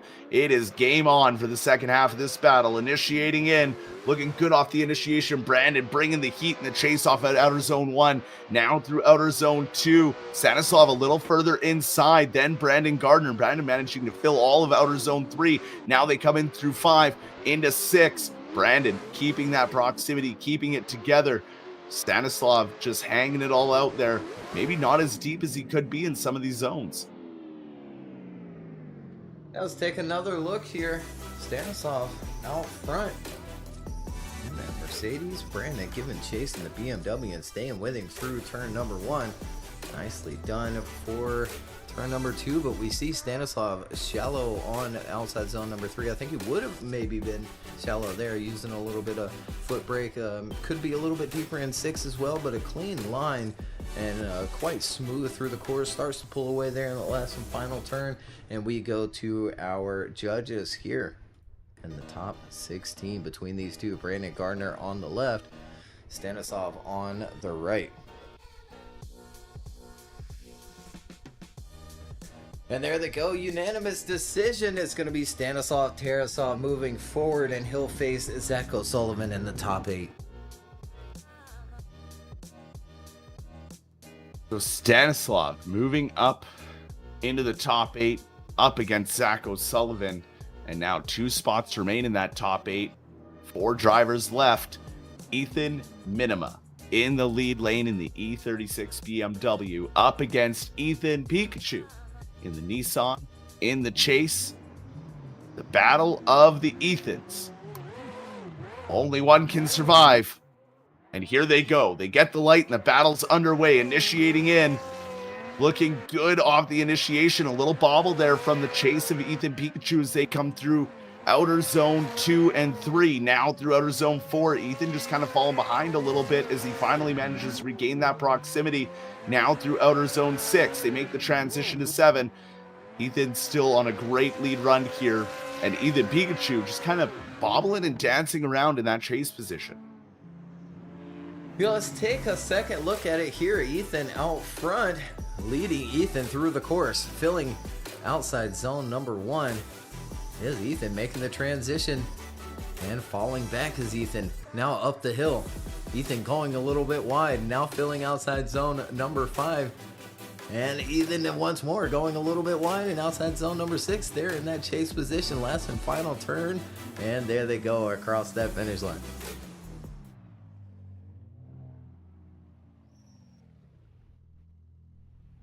Well, back around, we're ready for the second half of this battle. Ethan Pikachu in the Nissan, now in the lead lane up against Ethan Minima. In that chase position, only one moves on. Initiating in, looking good for Ethan Pikachu out front, right along that yellow line. Ethan Minima on the attack, though, through outer zone 1, leaving no room on that transition through outer zone 2 and 3. Almost making contact on the bumper as they transition to 4 and 5. Now into outer zone 6. Ethan leaving no breathing room. But Ethan doing a great job out front here as Ethan's on the door and across the line.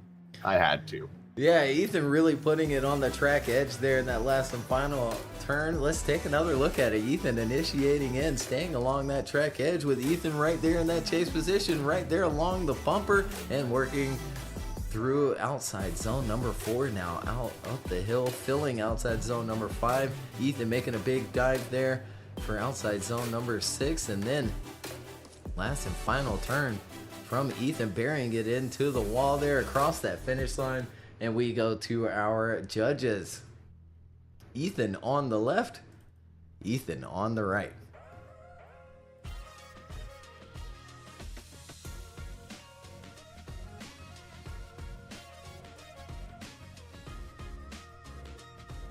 You're not going to believe this. What? Ethan gets the win, and we'll see him in the top 8. Okay, but like what Ethan? Ethan Minima gets the win over Ethan Pikachu. And yeah, it's always great to have Pikachu around each and every season and doing better each and every season. He's an amazing driver, and he's improved so much. And you know, can't say different about Ethan Minima either. I mean, he's been on a tear as well. as we move to our final battle of the top 16. Daniel Andrev, qualifying 6th today in the lead lane in the BMW 1 Series, up against Cameron Mustard. He's in that R32 in the chase lane, probably one of the older cars on the grid, but Cameron knows how to get down in it. They initiate in. Daniel Andrev out front coming through outer zone 1. Cameron Mustard right along the door as they leave outer zone 1 into 2. Maybe even a little tap there as they came into 3. Now they transition to outer zone 4. Look how close the proximity was through 5 along the transition into 6. Cameron is on the attack here to Daniel Andrev, leaving absolutely no room for error in that run. Yeah, I'm telling you, Cameron has been on fire. Daniel Andrev as well, though, and showing that here in this run. Both of these drivers showing out. Let's take another look here on the replay. Filling outside zone number 1. Cameron Mustard right there along that bumper, almost making some contact there in that first transition. Now heading up the hill, bumper to bumper once more, and right into the pocket of that BMW out front. Nicely done by both of them for outside zone number 6. Now 7, putting that bumper right along the wall. Man, clean battle here in the top 16. Well, now back around for the final battle of the top 16 for the Virtual Drift Championships season finale, I guess we can call it, for season 9. Initiating in, Cameron Mustard, Daniel Andrev almost not leaving enough room for the initiation as they touch bumpers on the initiation through outer zone 1, 2, and 3 now into outer zone 4. Daniel Andrev keeping that pressure applied and trying to stick with Cameron Mustard in that lead. Losing some ground in some spots and regaining it in others. They come into outer zone 7. Daniel puts it on the door. What a wicked lead run there from Cameron Mustard. Now let's go back to the replay here. Cameron Mustard out front. Daniel Andrev giving chase and being aggressive right off rip. Filling outside zone number 1 with Cameron Mustard out front. Filling 3 there. Maybe could have been a little bit deeper heading up the hill. Filling 4. Can't shake Daniel Andrev from that chase position. Another big dive there into outside zone number 6. Backs up for the transition. Then right back into the pocket in outside zone number 7. There they go across that finish line door to door. And do we have a winner here in the last and final battle in the top 16? Daniel on the left, Cameron Mustard on the right. I could see this maybe going one more time here between these two. Last and final top 16 battle of the season. What a way to wrap things up. Track has been absolutely fantastic. Very big, high speed. You end up hitting around like 90, 95 miles an hour through outside zone number 3. Really kind of in between 2 and 3, heading on up the hill. Oh, we do have a decision here. Chris goes right for Cameron Mustard. Carl goes left for Daniel Andrev. And Ed goes right for Cameron Mustard. Cameron Mustard finds himself in the top 8.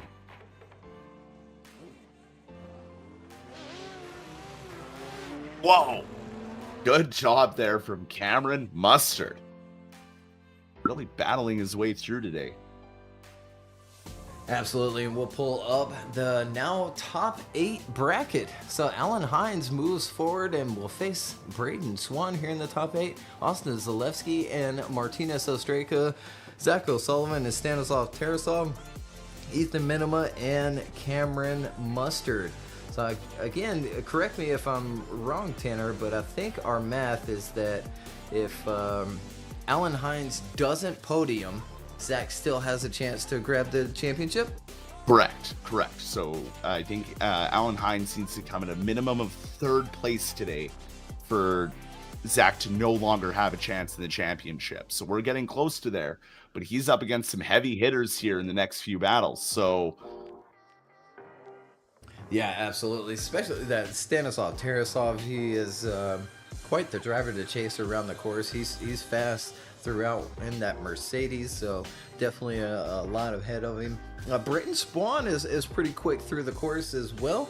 Alan's got to be careful with that. It may all just come down to the finals and they get to just battle it out there. I wouldn't mind that either. So definitely stay tuned. Again, take your screenshots now if you need to for the top 8 if you'd like to follow along. And we've got Alan Hines coming to the line.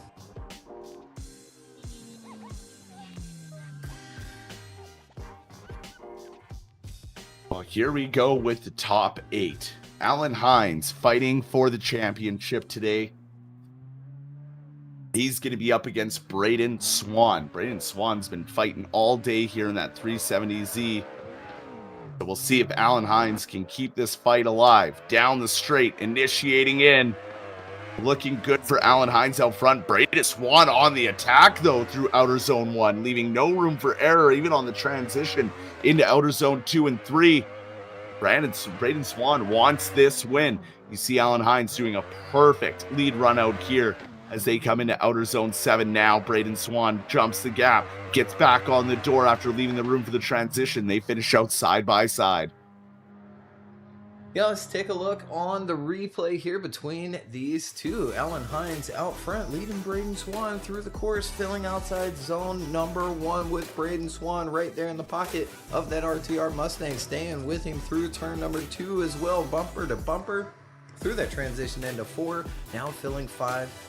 Big transition into 6. Braden again staying with that RTR Mustang out front, but Alan Hines throwing down a near perfect lead run. There they go across that finish line, and we'll flip them around for the second half of their battle. Flipped around indeed. Braden Swan now in the lead lane. Alan Hines, the Team Hines, the RTR Mustang, ready to chase him down. What happens here? Who advances on to the next round? Initiating in, looking good for Braden Swan out front. Alan Hines right there with him as they come through outer zone 2. Alan Hines on the attack, getting real close on that transition. Braden Swan doing a good job out front here, though, keeping that car where it needs to be, maybe adding a little bit too much angle to it through outer zone 6, but he sets it up perfectly for outer zone 7. And this battle could be anyone's. Yes, certainly could. Let's take another look at it here. Braden Swan out front. Alan Hines giving chase, initiating in. Is Braden. He could have been a little bit deeper there. Again, could maybe settle in on a little bit more angle after that initiation. Flying through the course now up the hill, filling outside zone number 4, 5, and a big transition into 6. Punch of angle as well before transitioning into outside zone number 7, where Alan reels him back in, stays with him across that finish line, and we go to our judges. Alan on the left, Braden on the right. Championship implications here with this battle. Alan goes out, opens up the door for Sullivan to reel him in for that championship spot. Last and final round here for season number 9. Really wish we had T-Con here as well, but I understand. Oh, we have a one more time from Chris up top. Ed goes left for Alan Hines. And Carl goes with a one more time as well. So we're going to line them back up. Zach had to do this as well in one of his battles. He got a one more time and ended up getting it done. He's here in the top 8, but he's got a big battle ahead of him. And Alan Hines has quite the battle in front of him now as well, heading into a one more time versus Braden Swan.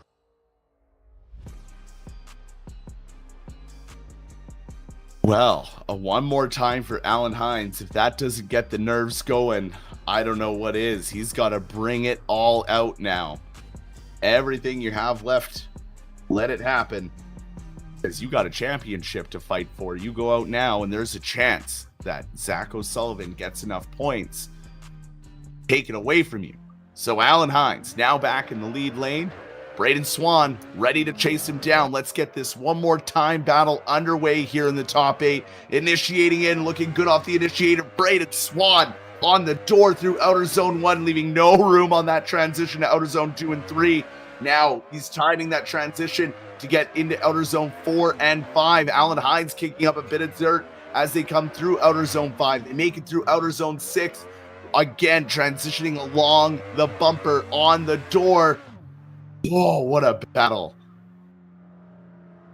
Yeah, let's take another look at it. Braden applying some pressure right after that initiation. I mean, just buried in the pocket of that Mustang in front of him, buries the bumper into the rear bumper of that Mustang, and then has a small little bobble, kind of prepares for the transition maybe a little bit earlier, and then kind of washes into outside zone number 5, but stays with him, stays on course as well. Allen, again, just putting down a crazy lead run. There they go across that finish line door to door, and we flip them around here for their one more time battle. Well, here we go. The second half of the one more time battle. Braden Swan now in the lead. Alan Hines ready to chase him down again. They initiate in. Braden Swan looking good off the initiation. Alan Hines not as close as Braden was in his lead run. Now they come around to outer zone 3. They make the transition happen outer zone 4. And Braden goes too wide. He drops 2 tires, but gets back into it as they come through outer zone 6, and that tire drop could be everything here in this battle. It was such a perfect moment as Alan Hines goes into the wall there at the end, but I think that tire drop is what's going to seal the deal. Yeah, I think so. Unfortunately, let's take another look on the replay, see what we can see. Filling outside zone number 1 is Braden. Allen right there with him, bumper to bumper through that transition, filling outside zone number 3. Now 4, I think it's due to that, it was quite a slow rotation. You need to be a little bit snappy there heading into outside zone number 4. The more that you're not snappy about it, the more you're going to pick up speed through that transition and kind of throw yourself off course. At least I believe that's what happened there. But let's go to our judges. Allen on the left, Braden Swan on the right.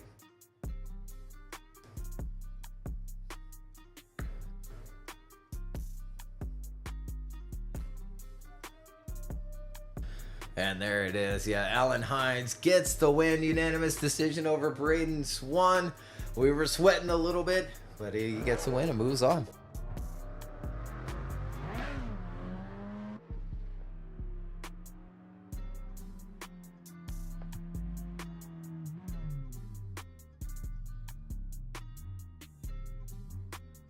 So here we go. Alan Hines moving on, continuing that championship fight. And now we're on to the next battle. Austin Zeleleski and Martinez Ostraka. Who will go to see Alan Hines in the top 4? Austin Zeleleski in the Supra. Martinez in the BMW.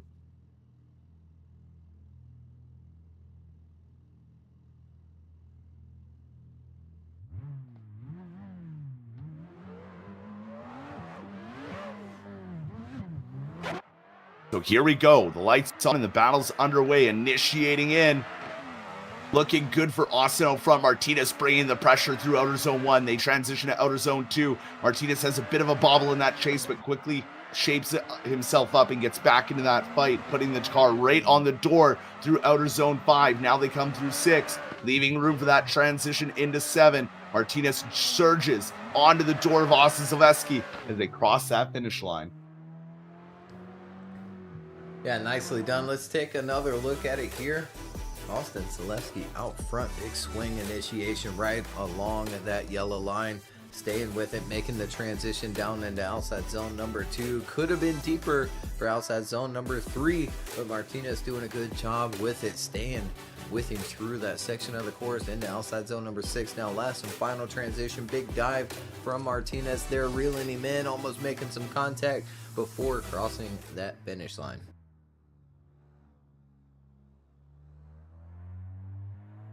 Well, let's send it again for the second half of this battle. Martinez Ostraka in the lead now.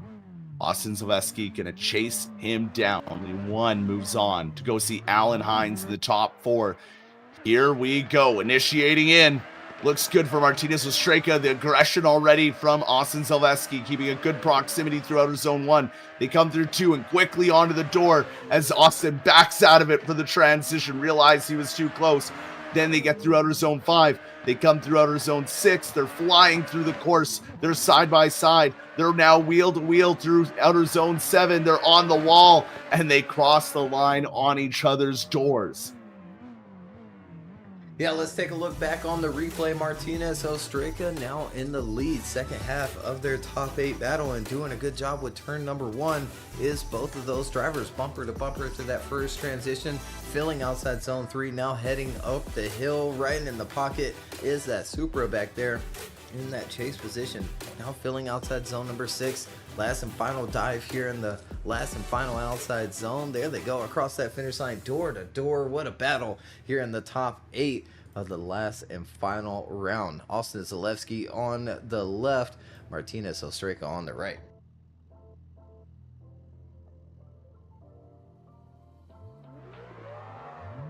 And there it is, Austin Zeleleski getting the win over Martinez Ostraka. What a battle there.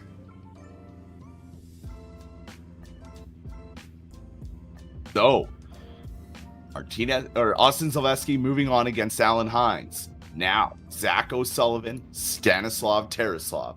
Zach still in the hunt for the championship. He still has an opportunity. But can Stanislav put an end to that here and now? Zach in the E36, Stanislav in the AMG GT. They leave the line and they head down to initiate in, and it looks good, but Stanislav adding that early aggression through the early part of outer zone 1, but then almost drives straight through outer zone 2 as we come through outer zone 4 and 5 now into 6. Stanislav keeping that proximity there, but not quite as aggressive as we've seen him be. But I'd really want to see that in the replay as they get to the end of this run, because to me that looks like he drove straight through outer zone 2. Yeah, let's take another look on the replay. Zach O'Sullivan out front, Stanislav giving chase, initiating in, filling outside zone number 1. Stanislav right there with him, but yeah, just never really got to angle there in outside zone number 2. Somehow still made it work and just turned the car into the turn basically in outside zone number 3 and got right back into the fight, bumper to bumper through that last and final transition. There they go across that finish line, door to door. But yeah, a big mistake nonetheless.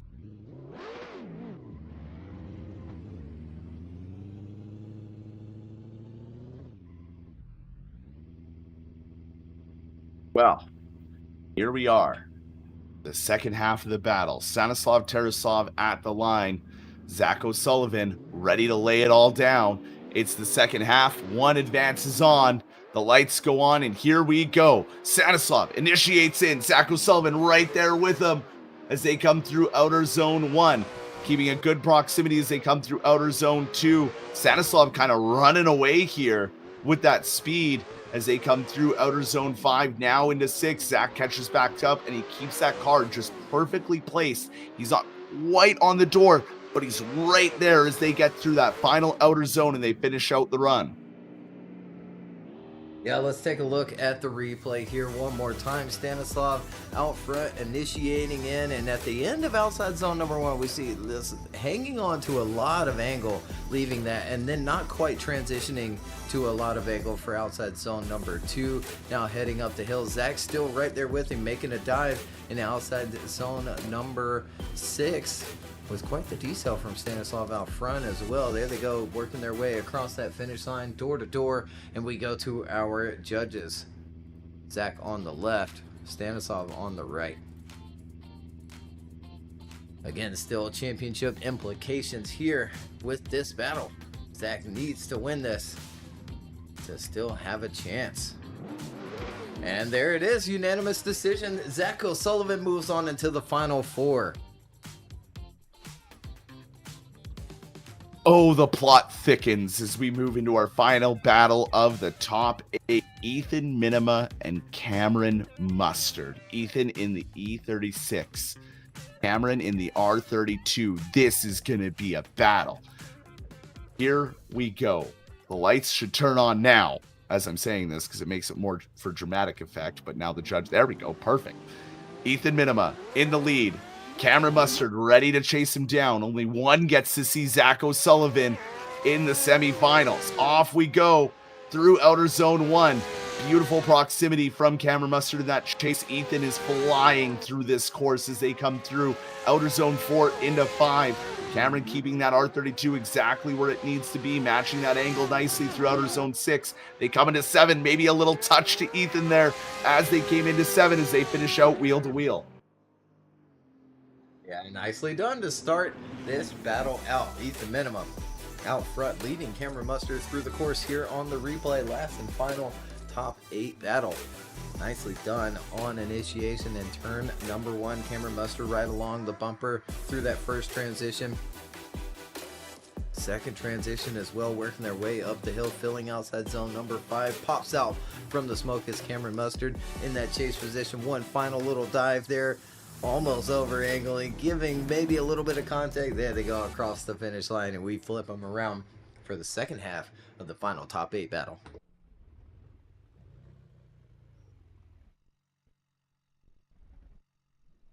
Well, here we go. The second half back at the line. Cameron Mustard now leads. Ethan Minima now chases him down. One spot remains. Who goes to see Zach O'Sullivan in the semifinals? Initiating in, looking good as they come through outer zone 1. That was so close on the transition. Now they come through outer zone 4 and 5. Ethan's all over the door of Cameron Mustard, not leaving any room to breathe as they leave outer zone 6. Looks like the chase kicks up a bit of dirt, maybe drops a tire as they come into outer zone 7, wheel to wheel, door to door. This is anyone's battle. Yeah, it sure is. Let's take another look at the replay. Cameron Mustard leading Ethan Minima through the course. Great initiation there. Door to door through turn number 1, bumper to bumper through that first transition, filling outside zone number 3, now working up that hill, filling 4, now 5 as well, with Ethan right there in chase, making a dive for outside zone number 6, backs up for the transition, last and final dive, trying to get onto the door of Cameron Mustard, and he does before crossing that finish line. We go to our judges once more here in the top 8. Will it be the last time here in the top 8? Ethan Minima on the left, Cameron Mustard on the right.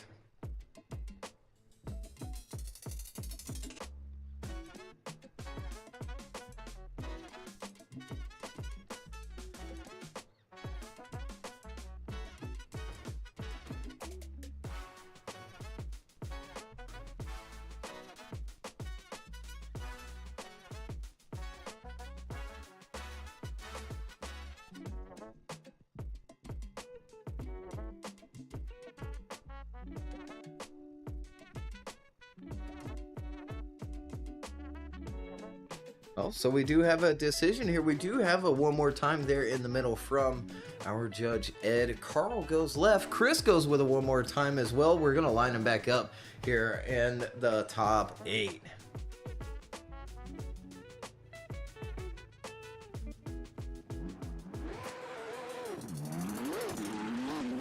Well, again, the plot thickens. It sure does, keeping the party going. I think they're doing it on purpose, Tanner. What do you think? No, I think it's great. Again, the level that we're at, the level that this season has brought, it's just been mind-blowing. Every single round, we throw curveballs. They find a way around it. It is just to a point now where you have to be perfect every run. If you're not, you'll lose out, right? We look back to the Braden Swan battle. Drops one tire. That's it. He went to a one more time with Alan Hines, but dropped that tire. That's it.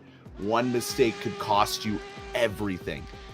Yeah, I think I could make a layout upside down and it wouldn't matter.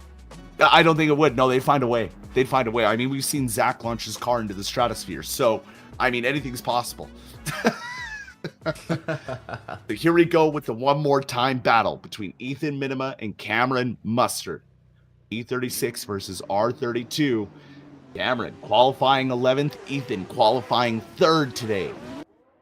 They leave the gate. They come down and initiate in. Looks good for Ethan Minima. Cameron all over him through outer zone 1. They make the transition into outer zone 2 now. They're going quick through outer zone 3 into outer zone 4. Cameron on the doors. They leave outer zone 5 into 6. losing a bit of ground there off the transition to make sure there's enough room for it. Now they get into outer zone 7. Ethan quickly gets on the throttle, but Cameron grabs that door and sticks with him to the finish line. Yeah, let's take another look on the replay one more time. Battle between these two. Ethan out front, filling outside zone number 1, but look at the pressure being applied from Cameron Mustard in turn 1. Stays with him in turn 2 as well, making the transition up the hill, heading into outside zone number 5 now. Fills it, and Cameron a little bit offline there, but prepares nicely for the outside zone number 6, and then a big dive into outside zone number 7. Along that wall, they finish out door to door.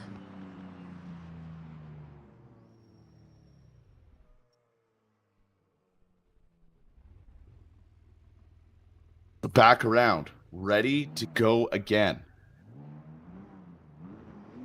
The second half of this one more time battle. Cameron Mustard now in the lead. Ethan Minima ready to chase him down. One goes against Zach O'Sullivan in the next round. Initiating in right along that yellow line is Cameron Mustard. Right with him is Ethan Minima, leaving no room for the transition. Ethan flying as he drops a tire there through outer zone 3. They're already at outer zone 5. Now the transition into outer zone 6. Look at these two. Absolutely on a tear. Ethan has stuck to him this whole time. And this is the point where I would say I'm happy, I'm here, and not to judge. Let's take another look at it. Cameron Mustard out front, initiating in with Ethan Minima right there with him through turn number 1 and turn number 2. Bumper to bumper through these transitions, heading up the hill as well, filling outside zone number 5, and then a big dive into outside zone number 6. Now 7 along that wall, door to door throughout the entire run. There they go across that finish line. My goodness, another tough call here in the top 8 between these two, but I think we do have a victor. Ethan on the left, Cameron Mustard on the right. And there they are. They are going to slide left for Ethan Minima. He gets the win, and we'll move on into the top 4.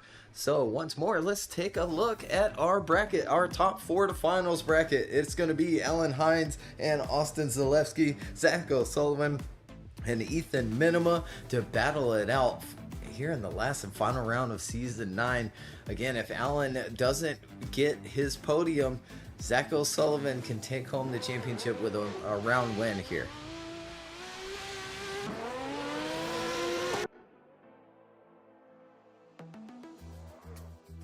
Oh, wow. Here we go. This is what it comes down to. This battle decides the championship.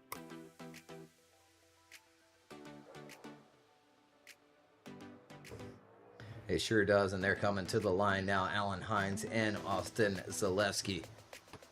If you wanted to talk about pressure, I think this is the most pressure. I mean, you know your championship is on the line. You got to do everything right in this battle, because if you mess up, Austin's going to be there to take advantage of it, to try and end your streak.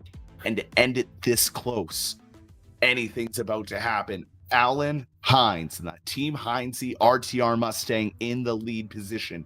Austin Zeleleski in that A80 Supra in the chase, ready to get it down. Here we go.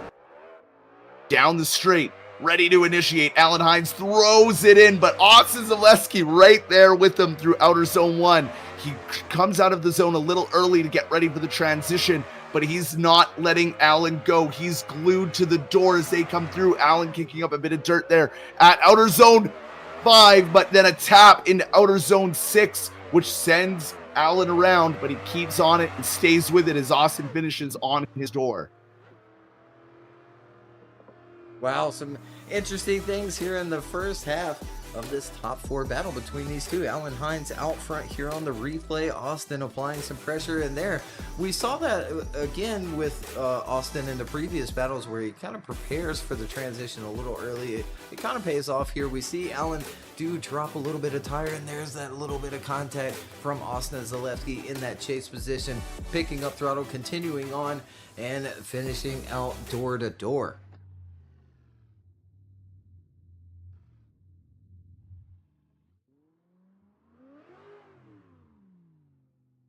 Well, here we go again. The second half of the battle. Austin Zeleleski now out front. Alan Hines ready to chase him down. The lights go on. Only one moves on. Initiating in. Austin looking great off the initiation right along that yellow line for outer zone 1. Alan Hines sticking right with them as they come through outer zone 4 now. Holding it together through outer zone 6. Alan Hines putting it right on the door, transitioning along the bumper, but a big hit and another hit into Austin Zeleleski. Oh my goodness. Both you know of what? them with Honestly, contact. yeah, and a good job for Austin Zeleleski to really keep that going and not just biff it into the wall. Let's take another look. Filling outside zone number 1. Allen kind of does the same thing in the chase position with that, preparing for that first transition, but falls back just a little bit, reels him back in up the hill.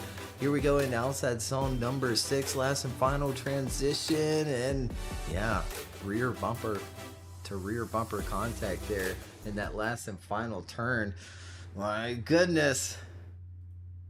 This could get very, very interesting. Alan Hines on the left, Austin Zeleleski on the right. Or will they send them one more time? Yeah, I think so as well. Both had contact. Both, kept things going as well after their contacts.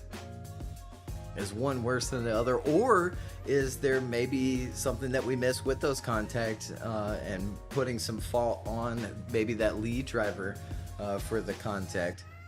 Judges will maybe take their time with this, analyzing these runs.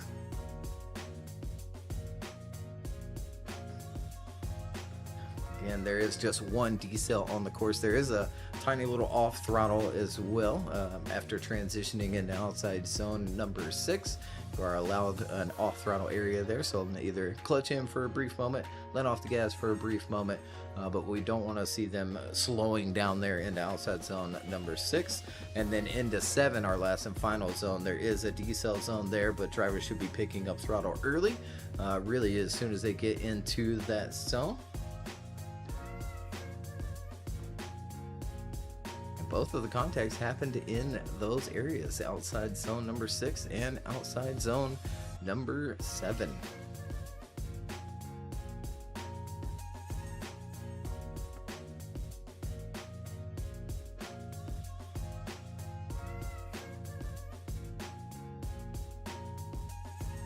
And there it is, a one more time down the middle, unanimous one more time. We're gonna line them back up.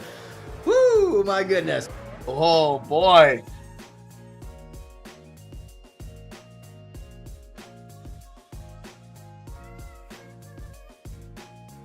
What a battle. What a season this has become. To have the championship this close at the very end is just so mind-boggling to me. Like, and those wondering why it went one more time, there was contact by both of those drivers in both halves of the battle. Judges asking them to clean them up here in the final 4. And they're at the line ready to go. Well, here we go. The one more time battle between Alan Hines and Austin Zeleleski. This one could involve the championship, as whoever wins this moves on to the finals. Whoever loses goes to the third place matchup. Let's see what happens here. Austin on the attack through outer zone 1. Now through outer zone 2, almost making contact there on the straight as they transition down towards outer zone 5. Austin not giving up any breathing room. He knows he has to be perfect, but so does Alan. Alan can't afford a mistake, but he puts it right on the wall. Oh my goodness gracious. Well, Austin right there in that chase position as well, putting it into the door of that Mustang. Let's take another look. Alan Hines out front, initiating in, filling outside zone number 1. Austin almost pushing him through the zone. Much cleaner for that first transition from Austin this time as well. Now heading up the hill, filling outside zone number 4. 5, not dropping a tire, heading into 6. Staying on course, no contact this time. Last and final dive, and Austin makes it work back there in that chase position and pushes Alan across that finish line. All right. Caught my breath. Let's do this again. The second half of the one more time battle. One advances on, one goes to the third place matchup. Zeleleski now leads. Hines chases. There's contact at the initiation point. Allen didn't leave enough room, but here we go as they come through the rest of the course side by side and wheel to wheel. A little tire dump there from the lead of Austin through outer zone 5. Allen is all over him here as he gets onto the door now through outer zone 7. But what a mirror image of the runs. This is the virtual drift championship. There is a little bit of contact, and Allen doesn't get to initiation really in time. A little bit late on it, throws him off. Austin, handled it just fine. They keep going. He initiates. He fills outside zone 1. Allen gets back into the fight really quickly though, and now working through outside zone number 7. Last and final turn. Allen almost pushing him through it as well. My goodness gracious, we go to our judges here in the top 4. Who moves on into the finals? Again, even if Allen does lose this battle, he'll go into the third place battle where he can still seal the deal by winning third place. Oh, and there it goes. Zeleleski gets the win and moves on into the finals. That means Allen goes to the third place battle where he has to win. Now, at the same time, Sullivan also has to win this battle and the finals if he wants to seal the deal on the championship. I'm standing, Craig. I'm standing. I've been standing for a while, Tanner. Oh, man. It doesn't get any better than this because now we have Zach O'Sullivan and Ethan Minima. Ethan is no stranger to Zach's driving, and neither is Zach to Ethan. And now it comes down to this. It's either Zach sees Hines in the third place matchup, or he moves on to the finals. We're going to find out right now. Zach O'Sullivan in the lead. Ethan Minima in the chase. The lights go on. Let's get this battle underway. Initiating in, Zach O'Sullivan looking good off the initiation. Ethan Minima right there with him, leaving a good proximity through outer zone 1 as they come into outer zone 2. Ethan trying to match that angle, but can't really make it happen as they come through outer zone 4, now into 5. Ethan sticking right on the door now of Zach O'Sullivan as they leave outer zone 6, down into the wall ride. Outer zone 7, Ethan on the door through outer zone 7 as they finish out the run. Oh my goodness. Ethan trying to send Zach packing as we take another look here. Initiating in, filling outside zone number 1, but Ethan right there with him. Sacrificing a little bit of angle though to stay with Zach through turn 1, turn 2 as well. Not quite matching the angle. Zach filling outside zone number 5 now. Almost some contact there in that transition heading into 6. Now 7, big dive from Ethan. It pays off. He stays in that pocket through this last and final turn and across that finish line. Well, here we go. The second half of the battle. Ethan Minima now in the lead lane. Zach O'Sullivan ready to chase him down. The lights go on. And they're off. One goes to see Hines. One goes to the finals. Initiating in. Not as deep into outer zone 1 as Zach was. But Zach was right there on him the whole way through it as they come through outer zone 2. A little bobble there through outer zone 3 for the lead as they come into outer zone 5 now. Still wheel to wheel, door to door into outer zone 6. Zach's giving him a little bit of room here to prepare for outer zone 7. No contact there into outer zone 7. Into the wall goes Ethan. He stays on it.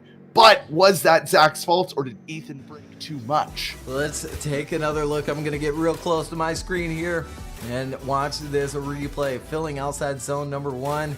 Zach falling a little bit out of the zone and falling a little bit out of the pocket from Ethan in turn number 2. Now they're heading up the hill and a big dive from Zach. We can barely see him back there in that chase position. Big transition into outside zone number 6. Zach prepares for that last and final transition and does kind of send it in there to that last and final turn, but we did see some brake lights come on Ethan's car right after settling into that zone. Judges might take a quick look here on the replays. So we did have that contact there in that last and final turn. Zach's on the left, Ethan Minima on the right. Alan loses his battle. He'll have to battle it out for third place. Zach needs to win this if he wants a chance at the championship. Or does he go on into the third place battle where Zach and Alan have to battle it out? Alan will end up getting the championship, but they do get to battle it out there against each other to, claim that extra victory.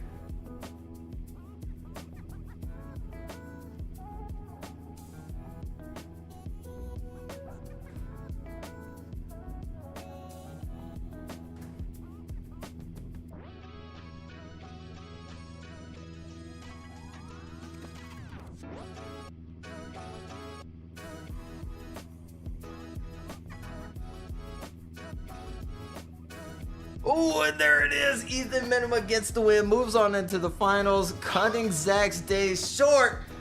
Man, and that's gonna. Are we right here? Are we right on our calculations that Alan Hines now wins the championship for season 9? I think we'll let the brainiacs above us figure that one out, right, and let us know. We'll wait for confirmation on that, but I do believe that's what that means. But either way, they do get to battle it out here for third place. To be honest, I'm not mad at it. They still. I'm not mad at this at all. Yeah, get to go. This is gonna be a grudge match battle, like it is. Absolutely.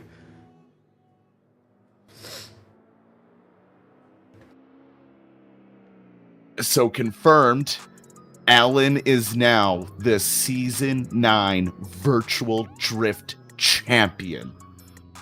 Yeah, absolutely. Congratulations to Alan Hines, but they get to send it off for this third place battle here, and let's see if, we may have a different outcome. I'm excited for this one. This is for all the bragging rights. Alan Hines, the Team Hinesy RTR Mustang in the lead, up against Zach O'Sullivan in that E36, initiating in.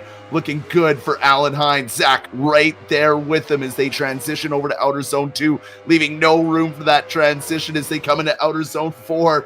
Look at this, side by side, wheel to wheel, into Outer Zone 6. Zach's on the attack. Alan doing a great lead run here as he gets it way slowed down, but puts it right on the wall to finish. What a run. Yeah, absolutely. Let's take another look at it here on the replay. Alan Hines out front. Our graphic not quite updated. There, still showing Ethan Minima and Zach O'Sullivan. There it goes. Updating right as they initiate, filling outside zone number 1, working their way through turn number 2. Now Zach O'Sullivan right along the bumper through that transition up the hill. Alan now filling outside zone number 5, heading into 6, filling it as well with Zach O'Sullivan right there in that chase position. Last and final dive from Zach. It pays off. He stays in that pocket across that finish line, and we flip him around for the second half of their third place battle. Okay, here we go. The second half. Zach O'Sullivan now leads. Alan Hines chases him down. Initiating in, looking good off the initiation for Zach O'Sullivan. Alan Hines right along the door through Outer Zone 1, leaving just enough room for that transition. Surges back up the door at Outer Zone 3. They come through 4 and make the transition happen as they're still door-to-door, wheel-to-wheel through the transition. Oh, a little contact there from Alan Hines, causing a tire drop from the lead, but it doesn't upset them for Outer Zone 7, where they finish out wheel-to-wheel. Absolutely. And I need to add, not only is he the champion this year, he is our first 3-time VDC champion. Absolutely. Let's take another look on the replay there. Filling outside zone number 1. Heading into outside zone number 3 now. Zach up the hill. Filling that zone at the top. And outside zone number 5. Now into 6. Getting pushed through that outside zone number 6. Last and final zone there. Door to door. What a way to finish their championship seasons here. Zach O'Sullivan on the right. Alan Hines on the left. Winner takes home third place. And those extra bragging rights as they got to battle it out here for third place. That last and final podium position.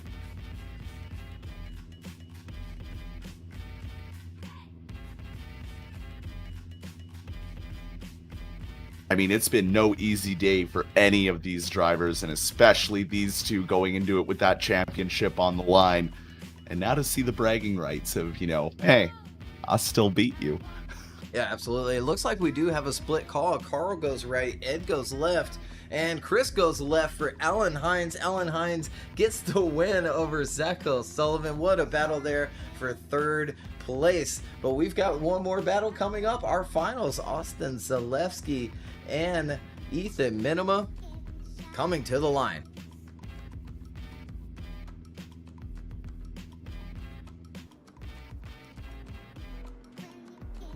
Now, what a finals matchup between these two. Ethan Minima came out swinging today, qualified third. Then Austin Zeleleski right behind him, also on a mission, qualifying fourth. These two have been in it all day long. They've put on a great performance, but now it is time for the finals of the final round of Season 9 of the Virtual Drift Championship, presented by Sim Magic, Grip Royal, Yoka Design, Worth Mods, and AliYusuf.com. Here we go. For the last time, before we get ready to pack it in and do all the summertime stuff, let's send these two for the final battles of the day. Ethan Minima out front, Austin Zeleleski sending it in right beside him as they go through Outer Zone 1. Austin all over the door through Outer Zone 1 as they transition into Outer Zone 2 through 3. I thought there was going to be contact, but Austin got that Supra slowed down as he dropped tire from the lead through Outer Zone 5, now into 6. Austin still giving him no breathing room as they come into Outer Zone 7. A little bit of contact. Austin's bobbling around in that chase position, almost pushing Ethan across that finish line. Yeah, let's take another look at it here. Ethan out front. Austin Zeleleski giving chase. Filling outside zone number 1, making the transition across. Filling outside zone number 2, making the small, tiny little bobbles there in outside zone number 3. Working up the hill. Filling 5. We see a little puff of dirt, but we don't see a physical drop in that E36 out front, and there's some contact there from that chase position heading into the last and final turn, and we flip them around, maybe for the last time here for Season 9. Oh man, let's see what happens now. The second half, Austin Zeleleski now leads. Ethan Minima ready to chase him down for what could be the final time today. The lights go on, and we go. Initiating into Outer Zone 1, looking great for Austin Zeleleski right along that yellow line. Ethan Minima right beside him on the door as they come through Outer Zone 2 and 3, leaving almost no room for that transition as they come through 5 and now into 6. Ethan trying to find that gap, trying to get back on that door as soon as possible. And here they go into Outer Zone 7. Ethan plants it on the door and they finish out this finals run. Yeah, let's take another look at it here. Ethan out front, Austin giving chase, initiating in is Austin out front. Ethan giving chase, filling outside zone number 2, now 3, could have been a little bit deeper, but bumper to bumper up the hill and into outside zone number 5. We see Ethan appear from that smoke line.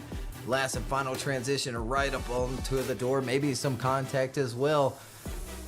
Man, what a close battle between these two here in the finals. Austin Zeleleski is on the left and Ethan Minima on the right. This is the best way to end this season. This has been absolutely mental. It really has, and again, I thought I put together, kind of a hard layout. Full commitment. Obviously, as we've watched all day long, these drivers just commit to every single run. You really got to be pedal to the metal, full throttle throughout the entire run. Use quite a bit of wheel speed. It looks like we do have a decision. Chris goes left. We have a one more time from Ed. Carl goes right. We're lining them back up here in the finals. Now that's what I'm talking about. A one more time for the final round of the final event of Season 9 of the Virtual Drift Championship. We're going to line them back up, bring you more exciting action. Alan Hines has already been crowned your champion for Season 9. but there's still a winner to declare of this final round for Season 9. Will it be Ethan Minima? Will it be Austin Zeleleski? We wait for them to come back around, come into view. There they are. Ethan Minima qualifying third. Austin Zeleleski qualifying fourth. Who is it gonna be? We wait for the lights. Ethan in the lead. Austin in the chase.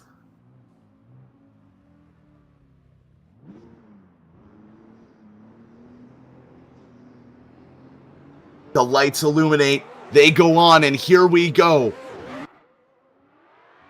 Down the straight, initiating in. Ethan Minima out front. Austin Zeleleski right there with them, though. Almost on the door through outer zone 1, leaving just enough room for that transition to outer zone 2 through 3. Maybe some contact there in outer zone 3. They make the transition into 4, down to 5. No tires dropped as they come around to 6. Austin's on the attack, but Austin drops a tire there as they come out of outer zone 6. And now through outer zone 7, they're wheel to wheel and door to door across that line. Yeah, let's go back on the replay here. Ethan Minima and Austin Zeleleski. Ethan leading Austin through the run here. Filling outside zone number 1. Incredible. Bumper to bumper through first transition. Almost over angle is Austin Zeleleski, but he stays with him anyway. Right in the pocket for that turn up the hill into outside zone number 5. Now 6. Filling it all the way is Ethan and getting away a little bit. Heading into the last and final outside zone, but Austin reels him back in. There they go across that finish line door to door, and we flip them around maybe for the last and final time.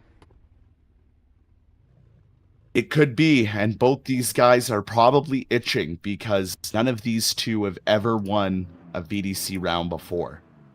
They've gotten close. They've gotten real close, but now is their chance to stand on top. Austin Zeleleski now in the lead lane. Ethan Minima ready to chase him down for what could be the final time. Initiating in, real wide goes Austin Zeleleski, but gets it right on that yellow line. Ethan Minima sticks right with him as they come through outer zone 3 as they make that really speedy transition through 4, now into 5. Ethan right along the door as they transition through outer zone 6. One more to go. One more outer zone. Ethan tries to get it right in the pocket, get it on the door of Austin Zeleleski to finish out this battle. Yeah, is that going to be enough? I mean, near perfect lead out front from Austin. So we take another look at the replay. Maybe a little bit wide on initiation, but gets right onto that track edge quickly. Ethan backing up for that transition, sacrifices a little bit of angle in that chase position to stay with Austin, and he stays with him all right, heading up the hill. Good transition into outside zone number 6, both staying on the course, and a last and final dive. Very clean from both of these drivers heading across that finish line. My goodness, do we have a victor here for the last and final round of Season 9. Austin on the left, Ethan Minima on the right.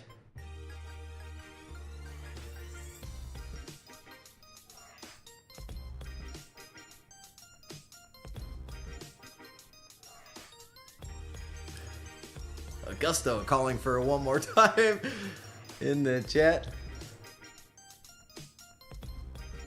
Yeah, we're tired too, but I'm enjoying every bit of this. What a wonderful way to send off Season 9 as we head into our 10th season. And there it is, we do have a victor. Austin Zeleleski gets the win over Ethan Minima. What an insane battle.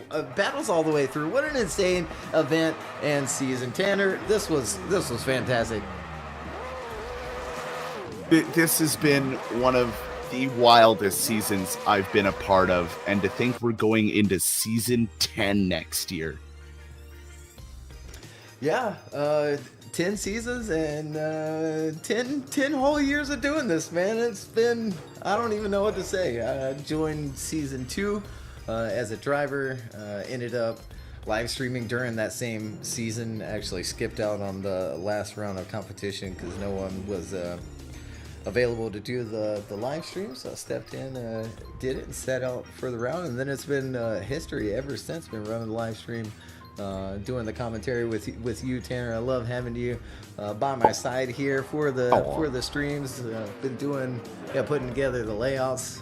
We're gonna have our traditional train here of our victors, all the way 1, 2, 3, and 4, with Austin Zeleleski to lead the way.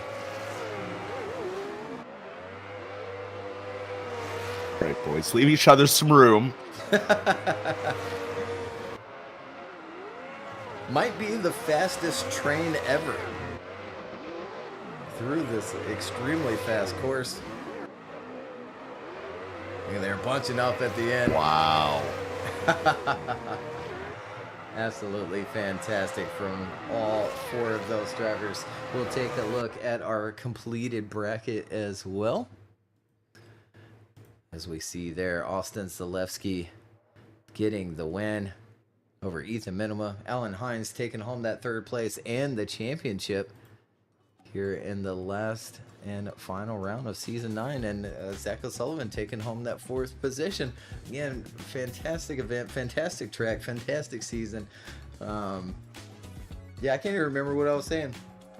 Yes, it's been crazy. Now Austin Zeleleski gets his first win, which I'm sure he'll be wild in over. And yeah, absolutely wow.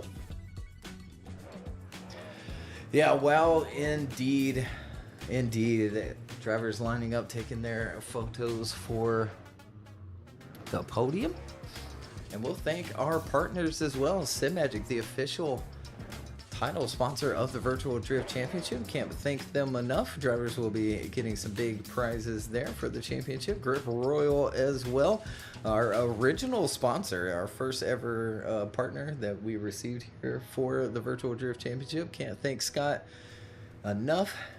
Joka Design, who's been with us since the beginning as well. He's been making tracks and all of these track objects that you see. We basically get a package full of them, and we get to use them throughout the layout to build our layouts out. So thank Joka a ton, as well as that tire model, not the physics data, but the 3D model. You can actually grab that off of his Gumroad as well. Then Horthen Mods did a ton of stuff for us for the 5.0 car pack. I hope everyone is enjoying that. We are working on a little fix for that, to fix a couple of the things here and there that, of course, need to be fixed. And then Ali Yusuf running that bracket in the background, setting that up for us with us in hand, and working together to really, step it up for our live stream and make it as enjoyable as we can for the viewers. And shout out to all the viewers all throughout the season. Thank you for tuning in, liking the streams, liking our content, sharing our content, sharing the streams, sharing your clips to us all over socials and in our Discord. Again, this track will release. There are a couple of things I want to button up before making it a public release, but it is a fun one. Again, high speed, high wheel speed as well. Be prepared for high wheel speed. Shoot for literally 150 miles an hour to start things off with your wheel speed, but y'all will figure it out. It'll be a lot of fun in the public servers. Maybe we can come up with something to do over the summer to keep the engagement up with our pro drivers, and maybe with the public as well. We've got some feeder series doing their thing over the summer. CNDS, check them out. We'll be taking 5 of those drivers into next year's championship as well, and they've been providing some good drivers to us. We certainly appreciate them and everything that they're doing over there. Good luck to the drivers competing in the Virtual Drift Masters tomorrow as well. A couple of them here qualified for that, and they'll be competing tomorrow. So a big weekend of motorsports, even real life and on the virtual side, huh? It's very true. I mean, we had a bunch of guys practicing for Spec D here, which is our local FD affiliated drifting sport. And I was out at the track all day yesterday just trying to help them get set up, and now we got F1 this weekend, and we got I got a lot going on too. So tomorrow is a busy day, but I was happy to be here for this. I would have missed this for the world. Uh-huh. Just, things. That's all. Zach being Zach. No need to be alarmed there, No, Just, that's normal as you for him. said, Zach. Just being Zach. But again, thanks for everyone for tuning in. Thanks to all of our staff as well. Not only you, Tanner, but our judges as well that show up for free. Same with Dion.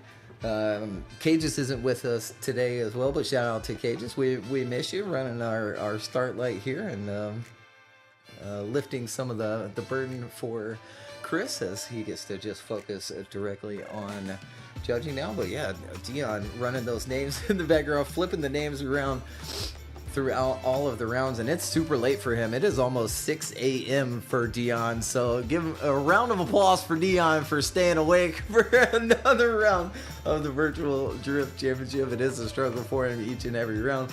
We sure appreciate him, but as well as Chris, Ed, and Carl for stepping in and judges, Pontus for running the drone for those judges as well, to give them a little bit of extra information throughout this season in a private stream for them to really dig down into those decisions. So yeah, the worst part of it, Tanner, this is going to be it. Season 9 is done. It's the time we have to say goodbye. Yeah, anything, I mean, all I can say is, support your local racetracks. Make sure to give us a like and follow. And, keep an eye on all of our stuff to see what happens and how to get involved. If you have questions, reach out. I'm sure one of us or one of the drivers will gladly explain to you where you can go to maybe earn your VDC license. Yeah, absolutely. Before we go, let's see if we can get Alan on down in here. For a couple of questions. Yeah, he's up there. Yeah, we're going to bring him on down. Have him say hello. And there he is. Alan Hines. How's it going, man? How's it feel? What's up, boys? Yeah, it feels really good, man. Like, I mean, don't get me wrong, it doesn't feel as good as the very first one. When was that? 2019? But I think this year has been way closer, right? Like, I think it would have been super spicy if Tikan was here as well, and I think he would have been better for the whole competition. To send it off with that, like 10 points between the two of us, that's basically qualifying score difference. Like, so it really is, points, yeah. So it's like, it's kind of crazy, really. I thought he would have made it, but unfortunately, I think he's got commitments in RDS with his new team that he's part of, and look. In the end, it worked out for me. It gave me a bit more of a buffer towards Zach, but I mean, still 40 points was not a really big difference between Zach and I. So, really, what's the word?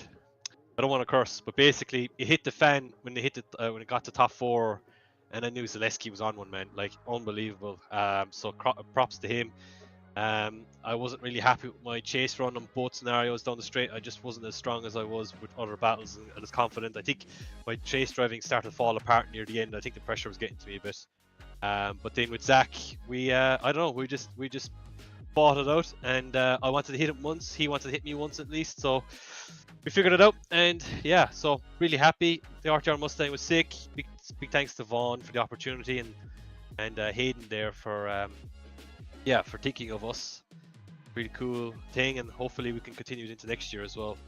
And, absolutely. Big shout out to Vaughn for doing that for y'all and bringing y'all on board. It was sick. Vaughn has been messaging me today, and even in the past weeks as well, after events and stuff like that. So it's super cool to see him watching and being interested and stuff. Like, it's kind of that kind of motivation that we need in the scene and stuff like that to really push this to another level. So it's pretty cool. Yeah, absolutely. Big shout out to him. Shout out to you. Shout out to everybody this season. Congratulations on your championship win and your third place win. Another podium to add to your belt. So again, everything that you do, Alan, we appreciate you, and congratulations on another season victory. Awesome. Thank you so much, guys. Absolutely. So, yep, that's gonna do it. Anything else you wanted to say, Tanner? No, just I can't wait for season 10. I think if it was this close, season 10 we're in for a shock. We might have 4 or 5 drivers that are this close next year. Looking at the way these guys have been improving just over this year, next year is going to be anyone's game. Yeah, absolutely. Season 10. 10 years of doing Ooh. this. It's insane. I don't even... Where's the time gone, Craig? Wife probably hates me, but, you know, here we are. That's all right. So we'll send it off. Again, thank you, everyone, for tuning in. Like and share the stream. And if you missed it, you know, go back and watch it. It's definitely worth it. We'll release the track shortly. Again, a few things I'd like to fix here and there. Some of those songs are kind of floating a little bit. I don't know if anyone noticed, but we'll fix it because of my terrible OCD. So again, we'll see everyone hopefully over the summer. Stay tuned for that fix coming to our 5.0 public pack cars. Yeah, there it is. See you later. Good night, everyone.